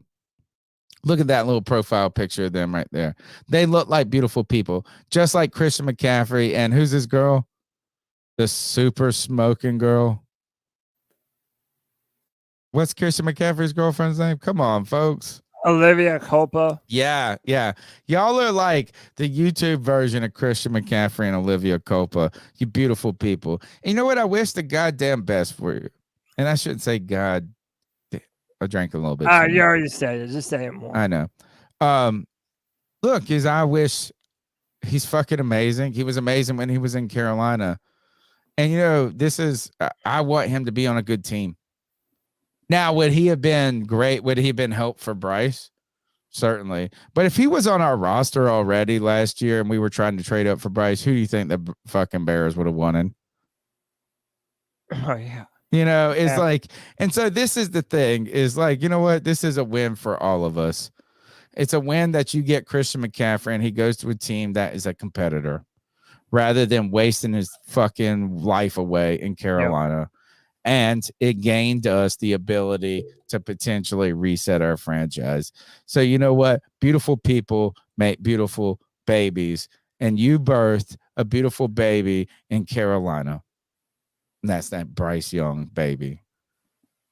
We got more calls, Cody. I don't know how many, but we gotta keep going. We're at 5:12 p.m. So we gotta go. We gotta run. All right, straight through. 10, maybe Hey guys, 8. Kyle from VA. I was calling about some of the stuff I heard that people were saying on the post-game show. I put it all in, and hopefully I can remember everything. But first, the people that were saying that the O-line looked like shit. I don't know what fucking game you were watching, but the O-line looked pretty good the whole damn game right to the very end. I have no clue what game y'all were watching. That's just you spewing shit out of your mouth that you're used to saying. So you just called in. You felt like you needed to say something. You attacked the O-line because we always have a shitty O-line, but they held up pretty fucking good. I don't know what that was even about. 2, the people that said Brian Burns disappeared in the second half. Yeah, If it's you said lazy. that, It's lazy. You just let me know that nothing you say about football I need to take seriously. Nothing you say about football I need to take seriously. Because you don't realize that they can out scheme Brian Burns because Brian Burns is the only fucking weapon on the defensive line that they have to avoid. So if they double team him, they run the ball the Or they opposite just fucking run. way. What do y'all expect him to do? What do you really? How do you want sack him a to jump running back? from the total opposite side of the line all the way to the other side to make the fucking play every time? That was one of the stupidest takes I've heard about that fucking game was the Brian Burns shit. Y'all have no football IQ, and you either don't have football IQ or you read some shit on Twitter. You can't form your own opinions, and you just started. Or we're took the narrative emotional. and We're ran just with it. emotional. Stop doing that shit, man. That's so annoying. And 3, Greg, I have no issue with you want Bryce to prove it. Like I'm gotten used to it now. It is what it is. And I'm not saying that this is even what you mean, but it begins to sound like you want Bryce to not do good so you can say, I told was you right. so. That's what it sounds like. And I'm not saying that's what you want. It's just You're what not it the sounds first person that said like. that. But you said, dude. I'll take Desmond Ritter over Bryce Young based solely off the stats of week 1 and Bryce Young's NFL debut. If you really think that, then stats have clouded your fucking head completely. Like the talent gap is, come on, bro. You seriously can't think that. You're trying to prove a point about stats. Should we talk about him And I behind get his it. back, Cody? Stats is stats. And if they play in your part, you're going to use them. I get that. But you were talking like Bryce Young's career is fucking done. Like he can't do anything because his NFL debut did not go good. I'm not saying he played good because he didn't. But, bro, it was one game of the fucking season, his NFL debut. Peyton Manning has shit. Like, there's so many quarterbacks that have shitty NFL rookie season and turned out to be great. Chill See, out that's on that. the thing. We can't give him that. We can't give Greg that, oh, there were this and they didn't do good and there because he's always been like, you told me he's the best. Show me. Told me he's the best. He's from Mississippi. He's from the show me state. I think it's time to talk junk about Greg behind his back. I'm here for it. You know my honest opinion about Greg and his takes. I believe that Greg is not a believer in Bryce. Really? You think it's honest? I think wow. I think Greg is trying to, and I believe 100% of what he's saying. I believe that he's honest when he says, "Hey, I hope I'm wrong," because then that means the Panthers are good. Yeah. And I'm sure he would rather be the Panthers, rather the Panthers to be good, rather than him to be right. But I feel like he had his mind made up that Bryce is not the player at the position. So now any bit of evidence that he has to bolster that point, he's willing to jump on. And by the way, slander him all you want. one of the reasons why Greg feels he's got a vindicated lot to of do so, soldiers behind him now. and one of the reasons why he felt vindicated to do so is because the last time that he did this was about Matt Rule. Yeah. And by the way, he was doing it when it wasn't popular to say bad shit about Matt Rule. If we even remember that far back, right? He likes that. I think that, look, and first, Al says this. It's Missouri, not Mississippi. It's the Show Me State, Missouri. Thank you, Al. Same thing. No one can ever tell the difference. Look, so that's interesting. I think that Greg has, like myself, we have a degree of contrarian in ourselves, right? Where it's just like it's more fun to be on the opposite side of popularity. I think he is. I think Greg is off put when we crown people. And I think you're right when you bring up Matt Rule, is that he was crowned by these talking heads as an answer, a solution, and this without real data. So I think that when maybe what Greg probably was off put or cautious about with Bryce was that it's like generational talent type talk. Like, is anytime you're like, oh, we're just casually throwing generational talent around. I think this, and since he's not here, I'm going to say this, and he's going to listen probably later. Greg, I love you still. I think that he's leaning into this. I think that he took the position of like, hey, let's be cautious here. Let's not overdo this. And then people are like, shut up, Greg. You're fucking wrong. This guy is generational this. And he was like, you know what? Fuck y'all motherfuckers. We're going to bat over this. And I think he just leans in and more to this take. And I am curious, does he truly believe it? No, I 100% believe he does. Hey, wow. You want about Greg? I do not think I love Greg. I got no problem with him. Yeah. At all. All right. I don't know. That's an interesting thing because you die on the hill. Oh, yeah. And I think sometimes you know that you're wrong or whatever. No. And I don't think you soften. I think you double down on purpose. Shy. Why aren't she defending? A lot of people want him back right now. Joe Brady. Let's get Joe Brady. On this maybe roster. We shouldn't. Maybe if Joe Brady was calling the plays. Joe Brady got a bad rep, man. Yeah, this is Al from Bama. Oh, right damn, here in the heart of Tuscaloosa, Roll Tide. Oh shit! First time Panthers fan, first time caller. I don't know how long this message would go, so I'll just talk just a little bit. I'm excited to be here. I'll be back next week.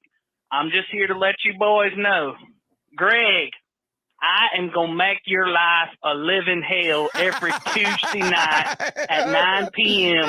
right here on the C3 Panthers podcast. We needed the Bryce Young Daddy is on going the to show be the tonight. Offensive Rookie of the Year. Woo! He is going to be a future MVP. Woo!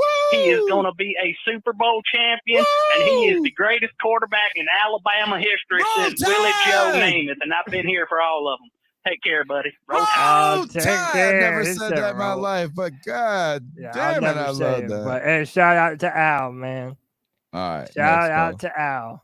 That shit was what awesome. What up, guys? This is Deez, and I'm trying to get in my cat call. Oh. Just Deez, what's up, brother? Losing 8 minutes of my life. Listen to this guy go off about how bad the Panthers offense looked in week one. Well, let me point out some things. First of all, we rushed for 154 yards, okay? We had a rookie quarterback that made a couple mistakes, but we also had a lot of guys on the field that weren't doing proper execution of the plays. I saw blocks getting missed, setting up for screens. I saw guys not running crisp routes and not being where they were supposed to be. I saw guys not turning up their head looking for the football. Number one on that list would be TMJ. He obviously did not practice with the ones in training camp. A lot of times he ran with the twos. And then on top of that, he sat out a ton of time in the preseason, not playing whatsoever with that back injury. And we got on the field on Sunday. That's what it looked like. He had 6 targets and only 2 receptions. Often he looked lost out there on where the ball was going or if the ball was even coming to him. He would have had the biggest pass of the game going for a touchdown. Did you guys realize that Bryce Young was only 90 yards away from being on pace for that 4,000 yards that he can make this season? If TMJ had completed that pass, we'd be pretty close to that number. It wasn't the worst thing in the world to see a rookie quarterback go out there and make a couple mistakes. What I feel like another big thing in execution was Chuba Hubbard. We saw that fumble early in the game because he was on the wrong side of Bryce. Once again, in that pistol formation on that 4th and 1, I get that. I don't like that either. Let's get under center. Let's run that ball under center. Let's not run it from the pistol, okay? I get the bash and the play calling on that. But it looked like Chuba didn't know what side to be on of Bryce. And then I don't think Chuba got that many reps in the preseason either because he was rested along. We saw Brown and we saw Blackshear in the preseason because they were resting those running backs. So he looked like he had a couple of errors as well, along with TMJ. So there's people, and Chenault, I think, had a play or two where he wasn't quite in position. So there was guys not executing around Bryce as well, even though I'll give it to you. Okay, Bryce makes some mistakes. We all saw that in the game, but everyone has to execute on that offense for it to be effective. But we did run the football for 154 yards with a rookie right guard. And you guys know we ran it up the middle all game long. It's not like we were busting out runs off the tackle because that's just not the way this was designed. Another thing about the play calling, that pistol formation, we even showed a package where it was like a pistol wishbone, and I think that's really cool. So I thought the offense altogether was a lot of fun. We didn't see anything like that last year. You know what I mean? We didn't see anything like that under Matt Rule, period. So we saw some more exciting offense from the Panthers than we've seen in the past. Just unfortunately, we had a rookie quarterback that makes some mistakes, and that's the way it is as you change levels from college football to the NFL. The biggest thing coming away from that game week 1 was an injury to J.C. Horn. Losing Horn for multiple weeks is just really tough. Boy, man, you What a can't. great call. I feel like Deez gets cooler each time. Oh, he does. He's the bro. That's the homie. I mean, it's not. You don't get cooler than this. Is that when you And everything and his insight on the team, he's rational. Totally. He's willing to look at things not through hot take opinions. He's looking at it for what they are. And by the way, he echoed that same sentiment that TMJ did not look good, but also has not been practicing a lot lately.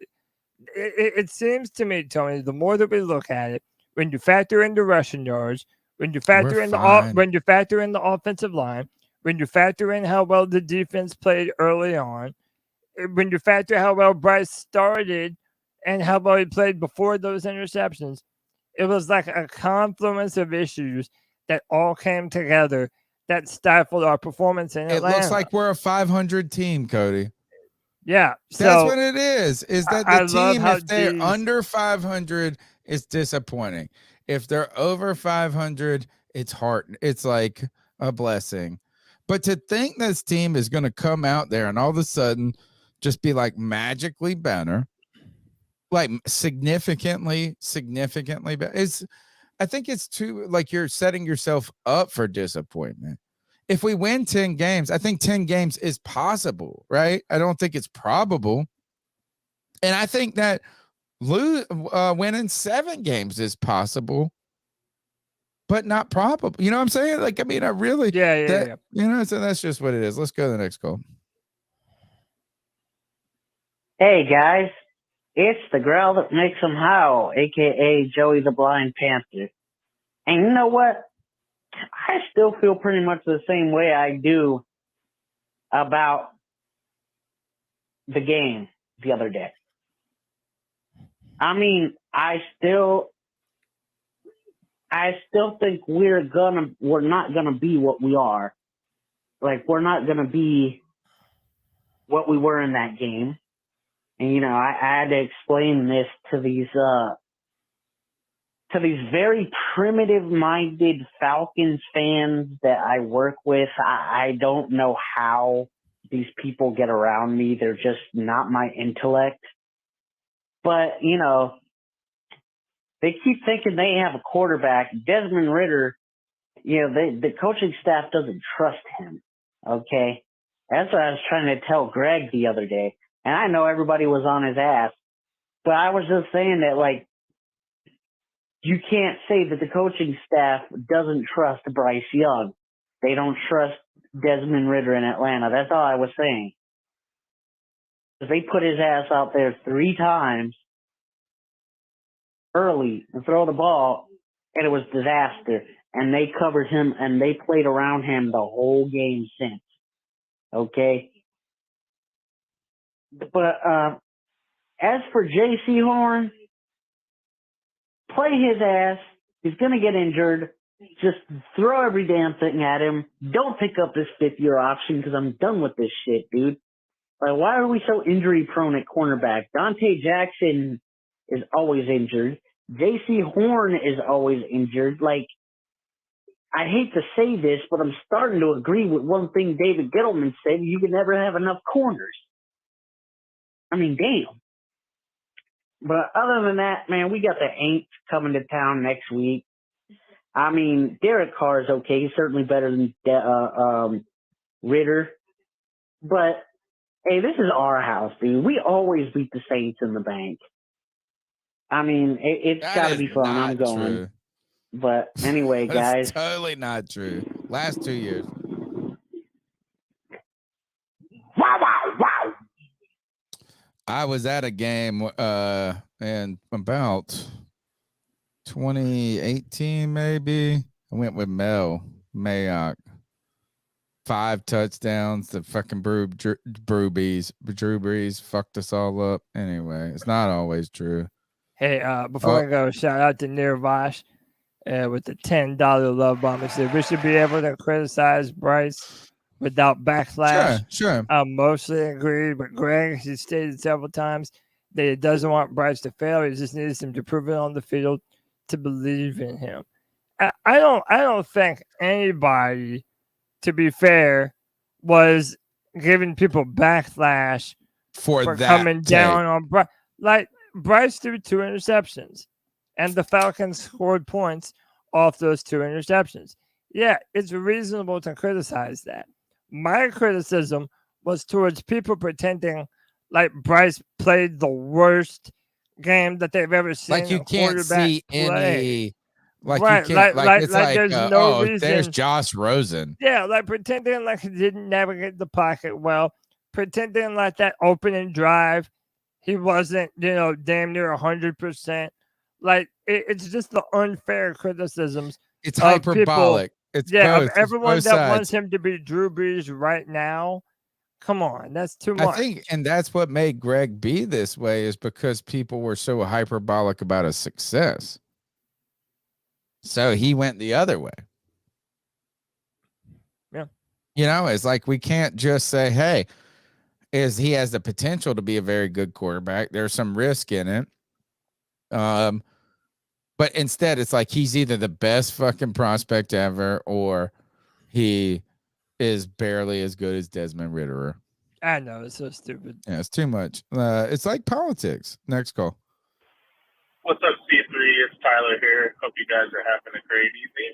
The J.C. Horn injury, hopefully it's mild. Hopefully it's only going to be a couple weeks. If it's major, it could be 6 to 8 weeks or even longer. But hopefully it's only a couple weeks. The conversation with people that you guys kind of already touched on was, we should have got Patrick Surtain or we should have had this. Just like you guys, I hate that conversation because you can't predict injuries. If we take Patrick Surtain and he was injured and J.C. Horn balled out, the people said, we should pick J.C. Horn. You can't have that conversation. Now, you can have a conversation about talent and who's better at what, but you can't, we can't like shit on Scott Fitter for picking J.C. Horn because he has multiple injuries. It just it sucks. It's an issue that I think is going to be very interesting to see towards the end of the year. Are they going to exercise his 5th-year option? He obviously has the talent. He's an amazing player. He's a lockdown corner. I think he'd be a top 5, top 7 corner in the league if he was healthy, but no one knows about him because he's not on the field. Us Panther fans, and obviously the Panther locker room knows how good of a talent he is. He's just not on the field. But, TJ Henderson, garbage. I mean, he's not. He always gives up the big play. That's why Panther fans can't stand him. He always gives up the big play. I mean, you're not wrong. At a crucial moment, or just gives up a long touchdown run. He always gives up the big, huge play.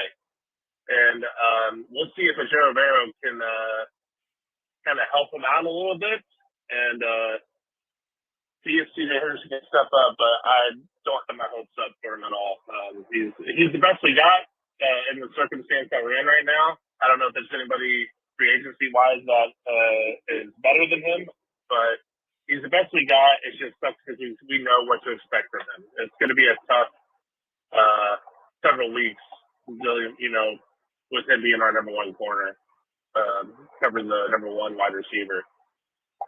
Bryce, I think he's going to step up. We'll see again if the wide receivers can create better separation. I do expect the interceptions to be non-existent. Hopefully, there's no interceptions at all. But I do want to see better separation from the receivers and better chemistry. Hopefully, the practices that they're doing this week, they're developing that rapport. But you know, young rookie. Below mid wide receivers, that's what you get. So I do expect them to run the ball efficiently, and hopefully DJ Chark comes back from injury this week and be able to give us that deep threat. So great call. Look, I think with CJ Henderson, I think it's kind of low hanging fruit for criticism. And that is that he was such a high draft pick, and you come in and you're like, oh, maybe we can retool this guy and he's going to be the next Stephon Gilmore or some shit like that.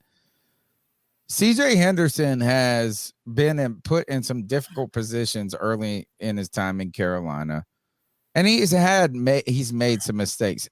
CJ Henderson makes the same mistake every time. Mm-hmm. And it's the big play. And it's not because he's gotten just burnt. It's because he knows it's a big play at that moment, and he panics. Every time it's a panic play. He was there with Pitts. Pitts is a little bit bigger. Pitts has the ability to win that matchup. But what he does is he always panics. I won't say always, but yes, he kind of like gets grabby. Every time there's a big moment, he's always getting mossed. I don't think it's mossed. I think it's this. Yeah, It's like he's like, man. oh shit, here's the ball. So I'm just gonna grab this motherfucker. And every time he does, and you know what? He gets so ticky-tack called on pass interference every time. I mean, he listen, is kind of a nuanced guy. Like a lot of corners that have a rep get away with shit like that. I'm just saying this. You guys are right. In some ways, is that like he has had moments where he just is fucking gotten burnt on the big play. Yeah, I mean, I'm just tired of it's like it must be remarkably frustrating to the coaches and remarkably kind of depressing to himself. Well, you know how we say that no one ever is talking about the offensive line until when you're doing right. You only talk about corners when they're fucking burnt.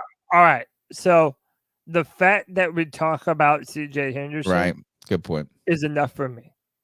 We should never be talking about CJ Henderson. Yeah, year after year we are. All right, let's go to. We got some big super chats here. Is a couple of first. Your boy White Chocolate Espresso said, "I didn't ask for Drew Brees. I just asked for 200 yards and no interceptions." But then we get the stats who said, let me see. I'm gonna pull this up real quick. This one. We got 2 super chats where you're gone. We did the Nervosh, right? So maybe we only got one.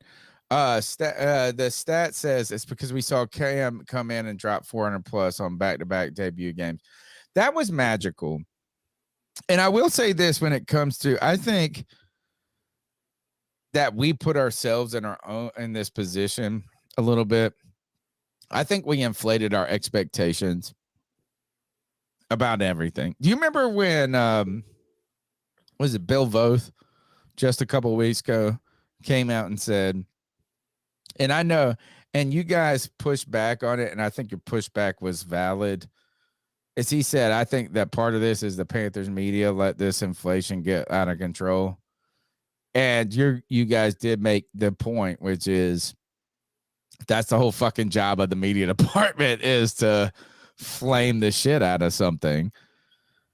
I think this is that, what would it have taken to be impressed? And so I think that Kev is saying this easily in retrospect, like 200 yards and no picks.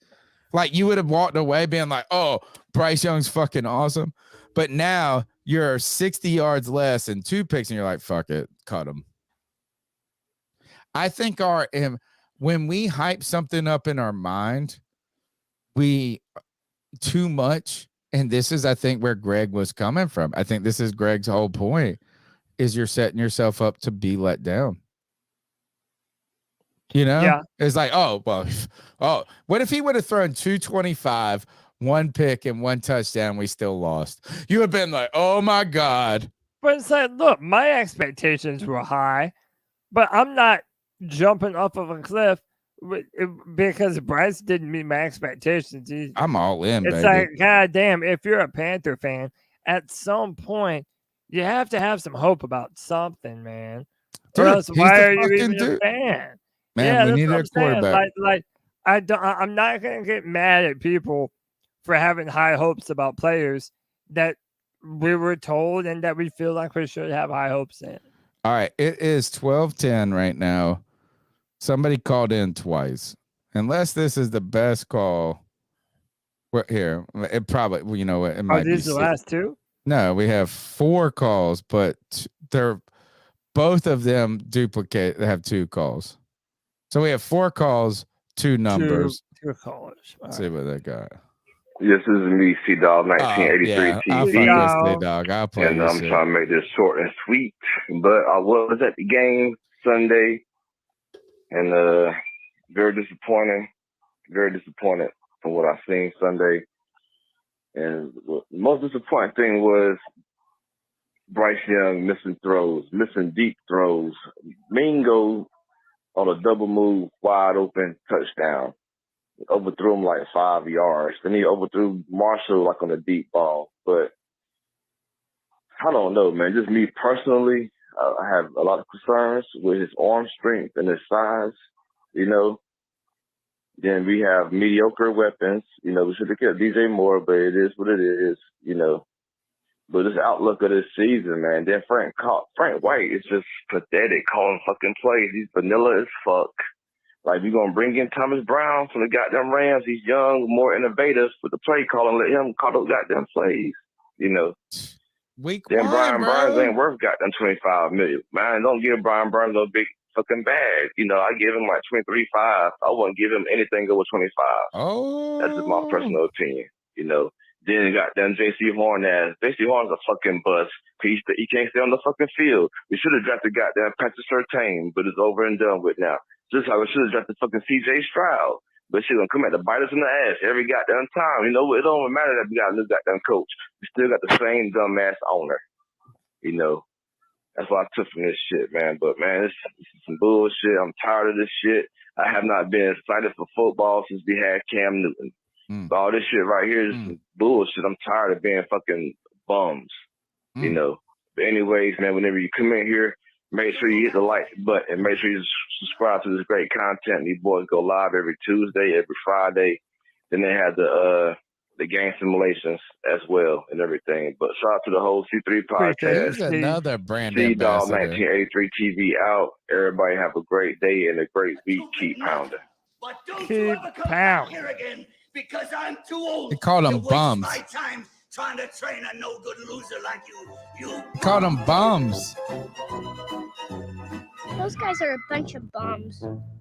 Bums, he called them. But Bums. boy, my man is a brand ambassador. C-Dog, Hey, man, you at ain't this no point, bum. So is Anthony, bro. It says with the $5 love bomb, Bryce is my guy. I would down this hill. I believe in him. And next week, me and Cody will be laughing at y'all when he balls out. He will develop 100. I agree. I'm ready for him. All right. C-Dog wants some more for you, All right, bro. then I think we got Strats in the call. Yeah. And we got C-Dog 1983. My second call. Let me know if I got a cash app donating. Oh yeah, Cash App Tony, True King Let me 1111. I actually broke his Real fuck, quick, so I'll man. take I don't want to hear $2. no more about this Brian Burns shit. My man got done talking. His first call, whatever, talking about Brian pay the man and all this bullshit. That's why we in the position where we at right now. Paying motherfuckers who don't deserve this fucking money. Brian Burns ain't worth that type of goddamn money, man. What the fuck was goddamn Brian Burns at goddamn after halftime? Where was he at third quarter, fourth quarter? The C-Dog 1983 TV was at the game I was looking for him. Yeah, he started the game off hot. What was he at the goddamn halftime? His ass goddamn cool the fuck off. You know what I'm saying? And then, boy, the Bryce Young shit. Man, the man he left some points out there, man. Bryce Young left points on the motherfucking field, man. Period, man. I don't want to hear that bullshit. What y'all got there watching?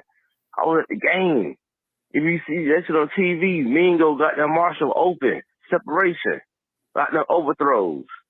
The nigga supposed to be got that accurate and all this bullshit. I told y'all this motherfucker got them little. Ain't up but got that 5'10". The fuck?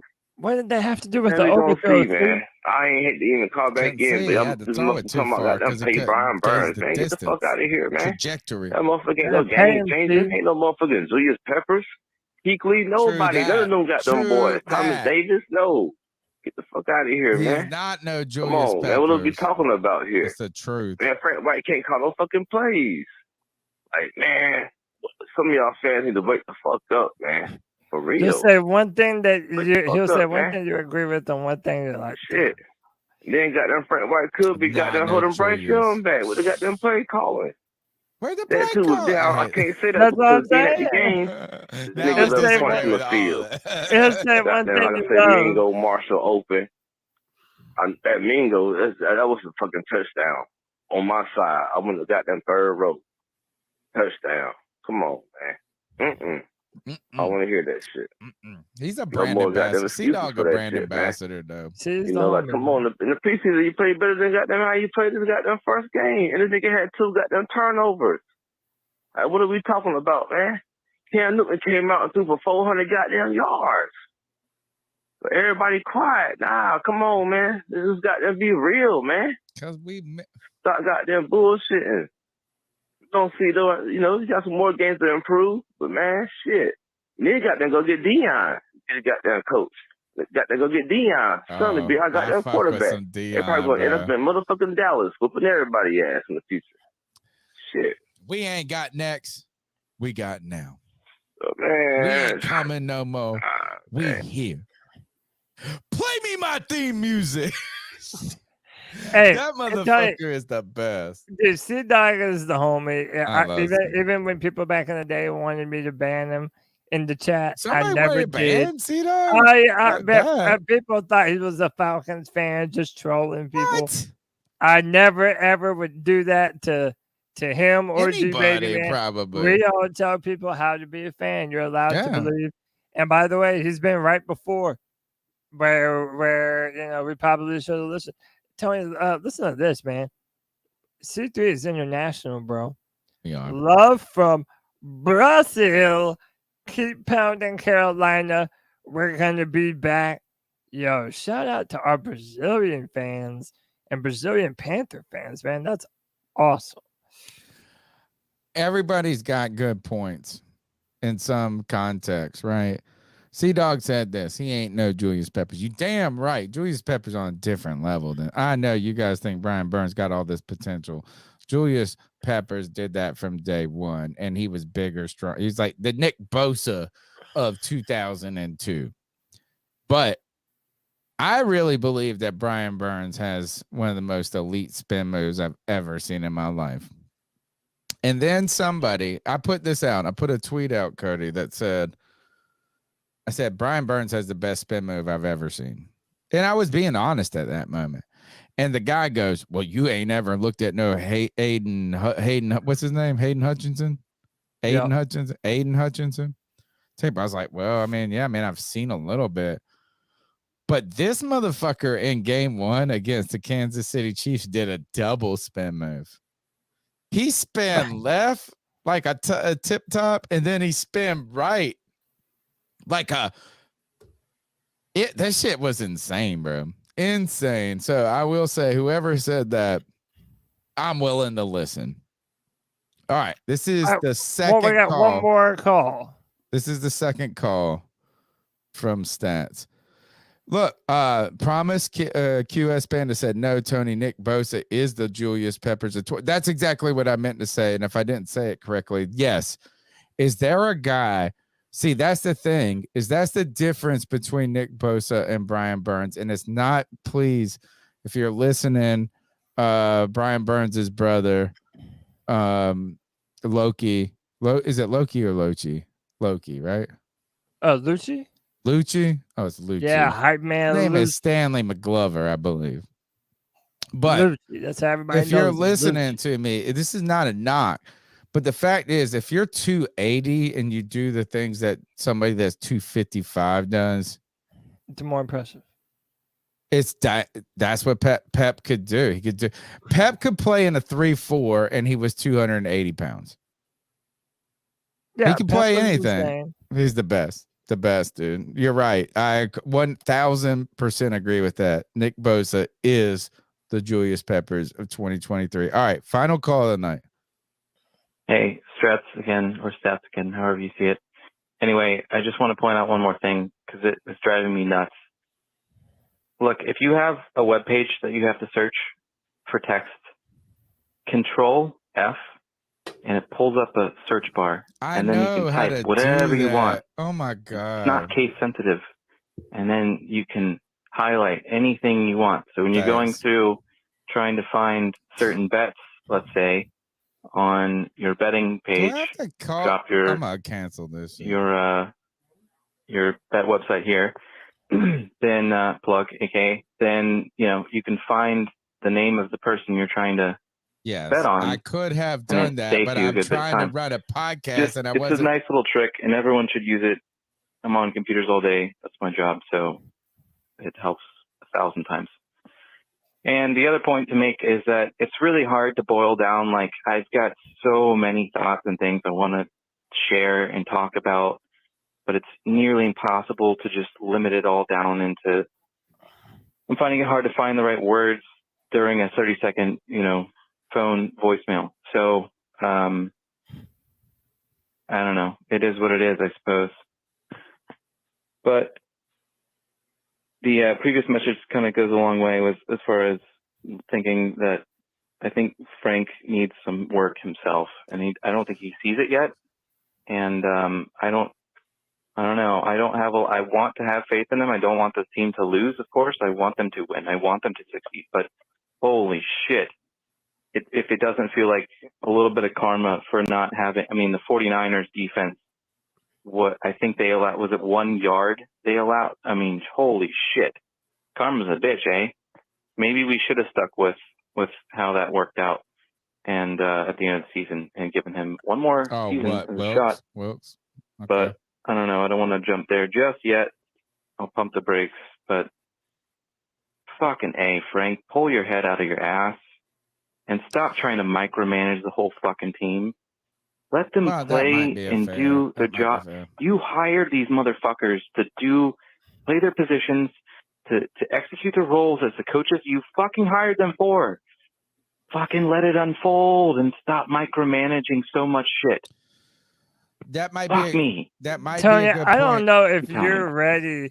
I have a gut feeling that this Thomas Brown, Frank Wright debate. I'm not ready for that shit. No, dude, I'm it's not, and it's get- not going anywhere either. We're Because gonna it's continue too to have easy, it. bro.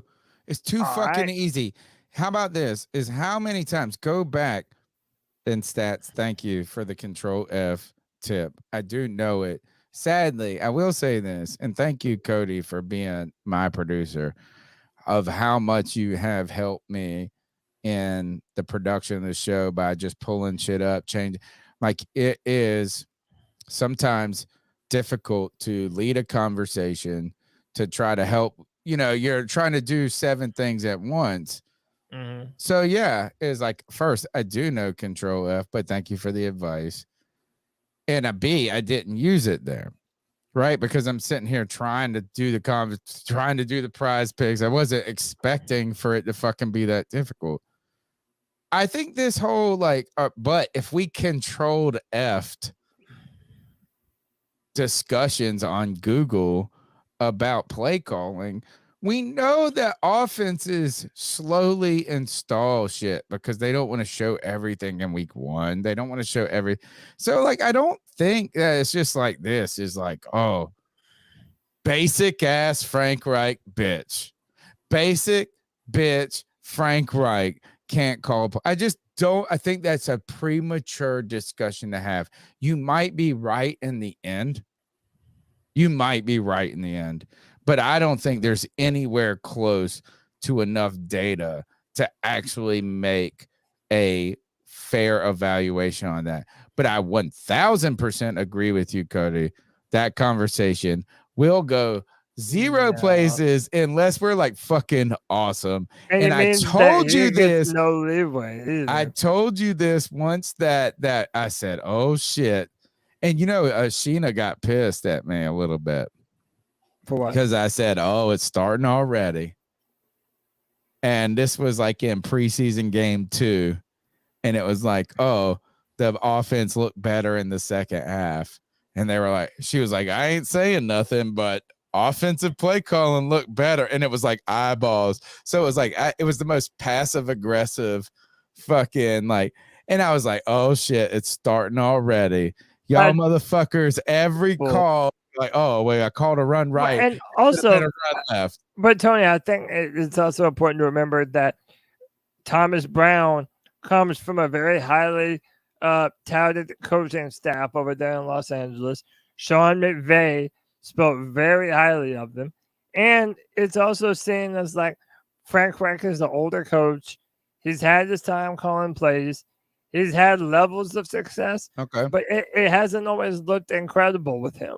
So now that this is a discussion, we're going to continue to have it if this offense does not look dynamic enough on the field. Could you have said that about Andy Reid, though? Could you have said that about Andy Reid, who was with Philadelphia, who made 3 consecutive NFC championships, couldn't get to the promised land? I mean, listen. And you could have been like, oh, Andy Reid is holding us back. I mean, it's just like maybe you might be right. You might be right, but we don't have the data. But I'm not going to compare him to Andy Reid because one, why would I? And I understand the point that you're making, but it's like one, why would I? And number two, at this point in time, Frank Reich has no wiggle room. If this offense doesn't, wiggle room? It's week fucking 1, homie. No, you're Tony, trying to tell me you're not going to give him not a year. Understanding is, I'm not saying me, Tony. Crazy as I'm fuck. talking about the fan Tired base of in this bitch general. already. If this offense does not look dynamic, you already have the guy that's right there waiting to call plays better than you. That's so short-sighted. All right. It's so short-sighted. It's fucking Tony, the offense has week 1. to look better, or else everyone is going to be wanting to move to Thomas Brown. Oh, I know they will be. I know they will be. Just like there were people that wanted Derek fucking Anderson to be the quarterback anytime Cam Newton wasn't doing well. It doesn't make it right. So I disagree. And you might be right, but I will not concede to that in less than a year. I'm sorry. That's just not. It's like, oh, well, fuck it. You know what? You didn't call a good game, so fucking pass it on to this other motherfucker. It's too short. It's too TikTok. That's a TikTok. No, I'm not. You're confusing me, but every other motherfucker that's saying, okay, oh, the I'm ready to fight. I'm going to fight these motherfuckers. I am saying that the proof is in the pudding now. I'm not giving anyone kudos for nothing that they don't do on the field, man. If you're not producing, then I'm not going to come up here defending you. So, you know what? I thought the same shit about Sirianni. And Sirianni fucking just we're sucking Sirianni's Italian dick 2 years later. So yes, is that you might be right, but you could just as quickly be wrong. It's too mature. It's too premature. It's like making a judgment if you want to marry somebody or divorce them on one date. Anyway, this is the C3 Panthers podcast brought to you by CarolinaCatChronicles.com, where every Tuesday night we chop up the latest Panthers news and opinions from the fan perspective. I need y'all's help, guys. Smash the thumbs up button, subscribe, share the show. If you drop this link, put it on Actually, I'm not supposed to say that. But if anybody puts this on Reddit, it would make me feel cool because supposedly all the smart, cool people are on Reddit. Come on, man. We've been doing this podcast for 10 years. Let people fucking And I'm know. gonna tell you something. This pimping that I got in my blood, it came from a family tree. I didn't even my press the granddaddy button. was a pimp. That's Great-great-great-granddaddy perfect. was a pimp. I'm talking about pimping since pimping. It's in your bloodline. It's in my bloodline, motherfuckers. Go to CarolinaCatChronicles.com. Hit the shop tab. You can check out this. You can get this cool mug.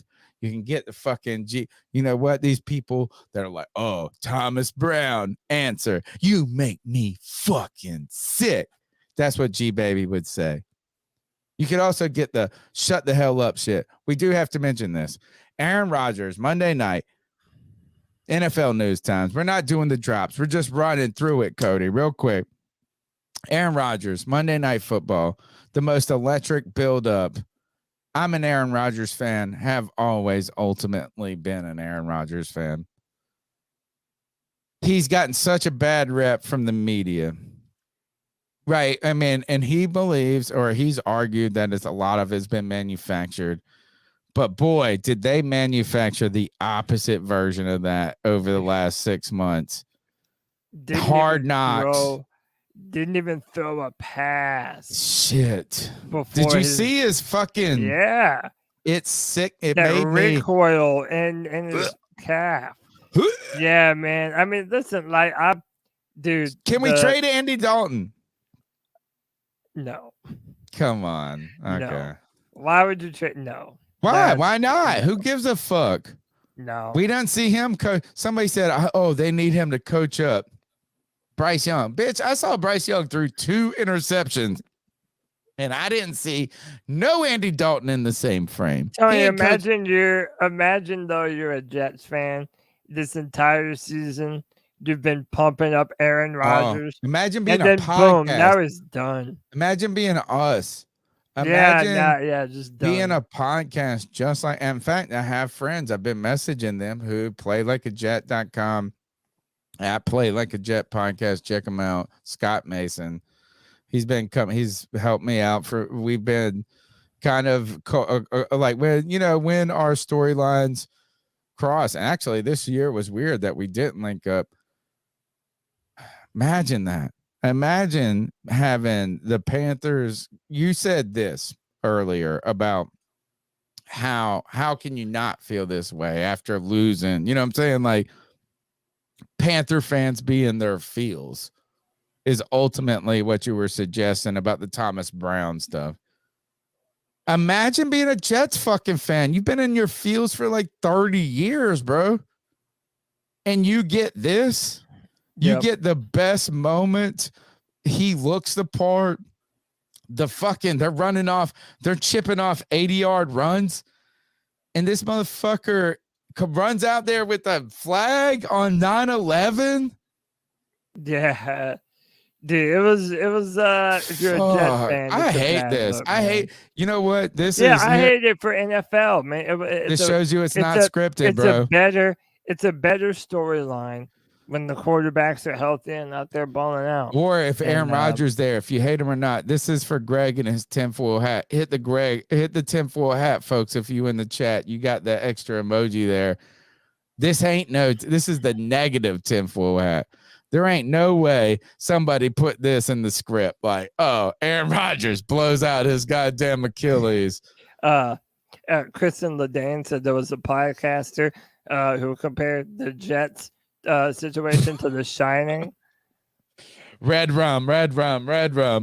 How about this? Is homeboy Jordan Whitehead had 3 picks last night on your boy Josh Allen. Yeah. He hit his bonus for his incentive bonus in game 1. Fuck yeah. It's like What a this. badass. He should just Good like for fucking him. be like, you know what? I'm hurt. I'm hurt for the rest of the season. I got mine. Oh, injuries are happening. Deontay Johnson for the Steelers looks to have a hamstring injury. We know J.C. Horn's dealing with that. J.K. Dobbins tore his Achilles Another Achilles tear. We were talking about Aaron Rodgers. How about this, folks? Keaton Mitchell. He's on IR for 4 weeks because of a shoulder injury he had in preseason. But when this mug comes back, ECU 4 point. He runs a 4.2, 4.3, 40. This mug, Keaton Mitchell. He's gonna be you better look for him in fantasy.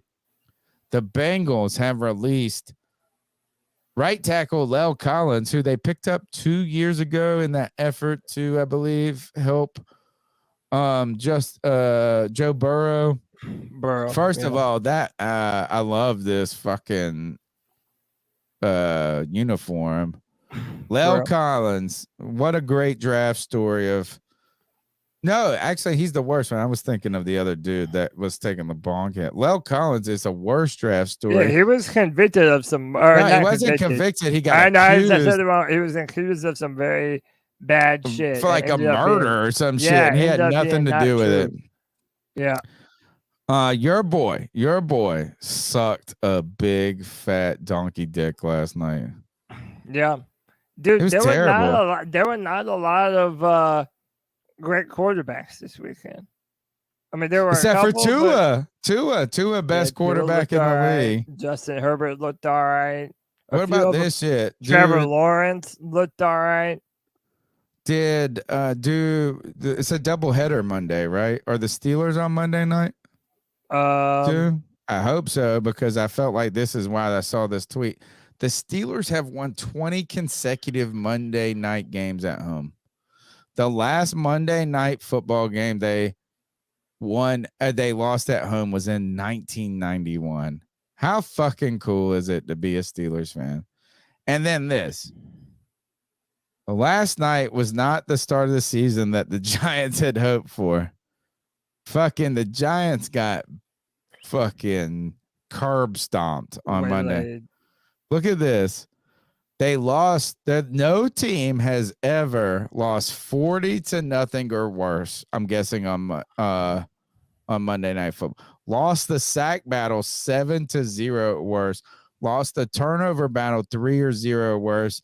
Had a blocked field goal return for a touchdown. Threw a pick six in the same season. So no team. Oh no! So it wasn't just on Monday. So no team has had these stats in the same season. The Giants did it in the first game of the season. Damn, dude! Things could always be worse, right? Everything in context. All right. It's better to be a Panthers fan right now than it is a Giants fan. What about this shit, Devontae? You know I like some fucking. This is immediately to the gay shit right here. Devontae Adams on Jimmy Garoppolo apologizing for him missing a pass. So as Jimmy Garoppolo apologizes to Devontae Adams for missing him, he said, that to me, that's like arguing with your girl and she says, I'm sorry. All right, let's watch a movie. Now we're good. Look at this comment right below. Another straight man imagining himself in a relationship with Jimmy G. Love this shit. Oh, by the way, Charles Cross, left tackle for the Seattle Seahawks, is out with turf toe. They signed 41-year-old Jason Peter today. That's the news. Wow, That's really? the C3 Panthers podcast. We got one final segment to hit, the Ice Up segment. Cody, can you take us to the Ice Up segment, please? Let's do it.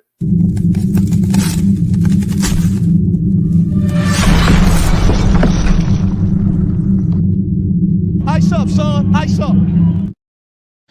This is our homage to Steve Smith, where we tell someone to ice up, toughen up, to get it together. This is, we can step into the football world. We can step out of the football world. What we do is we tell someone to toughen up. Cody, I don't have I have enough. Dude, this might be the first night in forever that I don't have. All right, I got you covered. I got you covered. All right.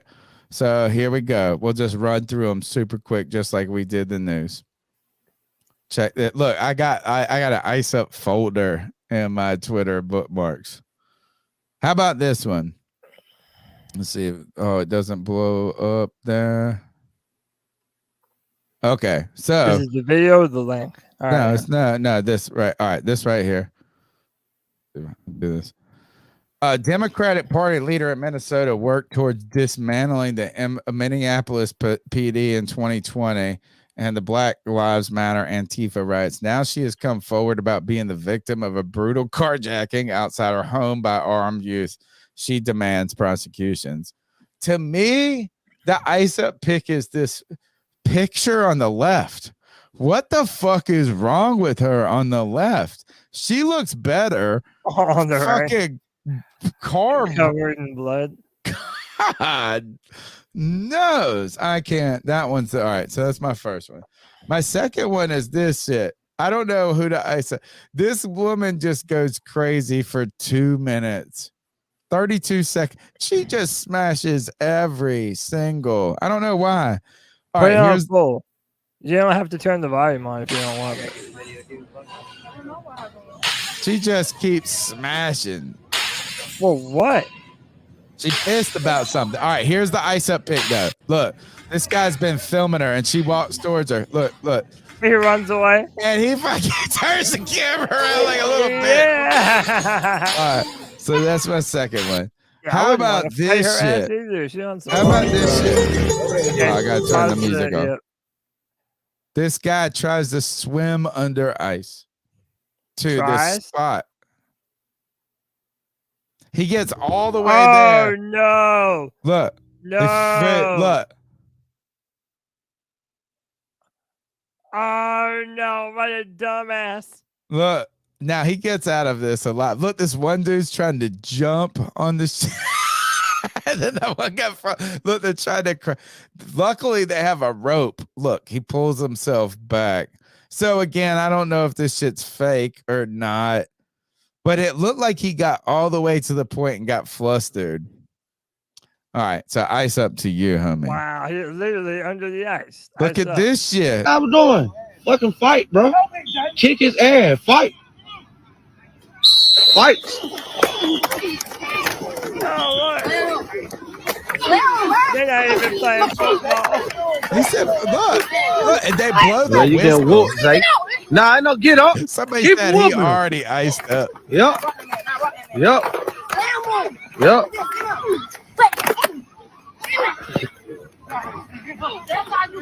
Listen to this. Look at that fat boys over there. They blow the whistle. It's like, Yes, woo! y'all fighting, shit. just like Look at y'all this. doing. What about this shit? The entire administration is so the energy secretary Jennifer Granholm went on a road trip to tour an electric vehicle to prove how great electric vehicles are. They ran into trouble almost immediately as they found out there was not enough charging stations. So she sent her staff ahead with a gas car and had them reserve a spot at a charging station because they're coming in on low battery. A family ended up calling the police because her staff was using gas cars to block electric vehicles from the station. Way to go. Way to go. That's hilarious. And my final, I'm not going to You play can't it. play that I'm one, not yeah. playing it, but this is a bar in Minneapolis, Minnesota. No, it wasn't Minneapolis. It was in Wisconsin. Green Bay, right? Great, but it wasn't in Green Bay, but it was somewhere in Wisconsin. Yeah. Said this is that if the Jets lose, if the Jets win, they'll give them a free bar tab. So all of these Packer fans show up to cheer against Aaron Rodgers in his debut as a Jet. He then tears his Achilles or ruptures his Achilles in the first 4 plays.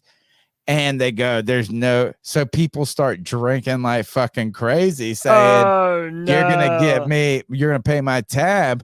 The fucking thing goes to overtime. And the Then Jets they went on a punt return. and bitches had to pay all the I time. love Ice up, son. Boy, the C3 Panthers podcast without, I don't know how it goes this late, but it does. My name's Tony Dunn. It's the C3 Panthers podcast brought to you by CarolinaCatChronicles.com. Go to the website, click the stories. Every click helps. And you know what? this is what you could do. If you can't donate $1 to the podcast, you could go to Carolina Cat Chronicles, click a story, look at it, and pretend you're reading, and then click an ad, and it gives me like $1, 50 cents. Come on, every little bit counts. Cody Lack, we are on our way to 6,000 subscribers on YouTube, homie. Oh, baby, hit that subscribe button. Hey, Tomorrow, do you have other Panther friends that you think would want to come and hang out with C3? Please. Let them know, man. Let them know. We're out here. We're the pod for Panther fans by Panther fans. Tony, tell them what we have coming up. Tomorrow morning, Mike K, beat check, 45 minutes. Great interview. He said this to me. He said, man, people are asking me left and right, but I've been trying to get up with you cats. He made time in his day to talk to us about it today. I played some clips, some teasers today. Tomorrow morning, beat check. Cody Lack, I had to pay $100 today for that NFL Plus. We better be watching some film. Call me. Oh, we're watching film. Let's do it. Yeah, we are watching film. The C3 Film Room coming back. It goes out a day early for all the super fans for only $1.99 a month. We appreciate y'all, man. We're going to dive into some of the film and then the Madden simulation. Also, fucking balling out. CK did a great and it predicts every single game. Yeah, the Madden simulation compared to what happens. I hate it. Yeah, we hate it. This last week and last year. Stupid. It was, yeah, man. The Friday free for on Friday Every nights. Friday, Cody has created an army of people. It's your show on Friday night. You can come on at 7 p.m. You can come on and be the host of the C3 Panthers podcast. That's right. And Monday night, bro, you go to the game. I got this post game, homie. If you get back, I got you. If you don't get back, I still got you, homie. We'll be up into the wee hours of the morning because this motherfucking podcast has been rocking for 10 years. We might not be the biggest in numbers, but we are the fucking mightiest. Cody Lack, take us out of here. C3 Nation, keep pounding.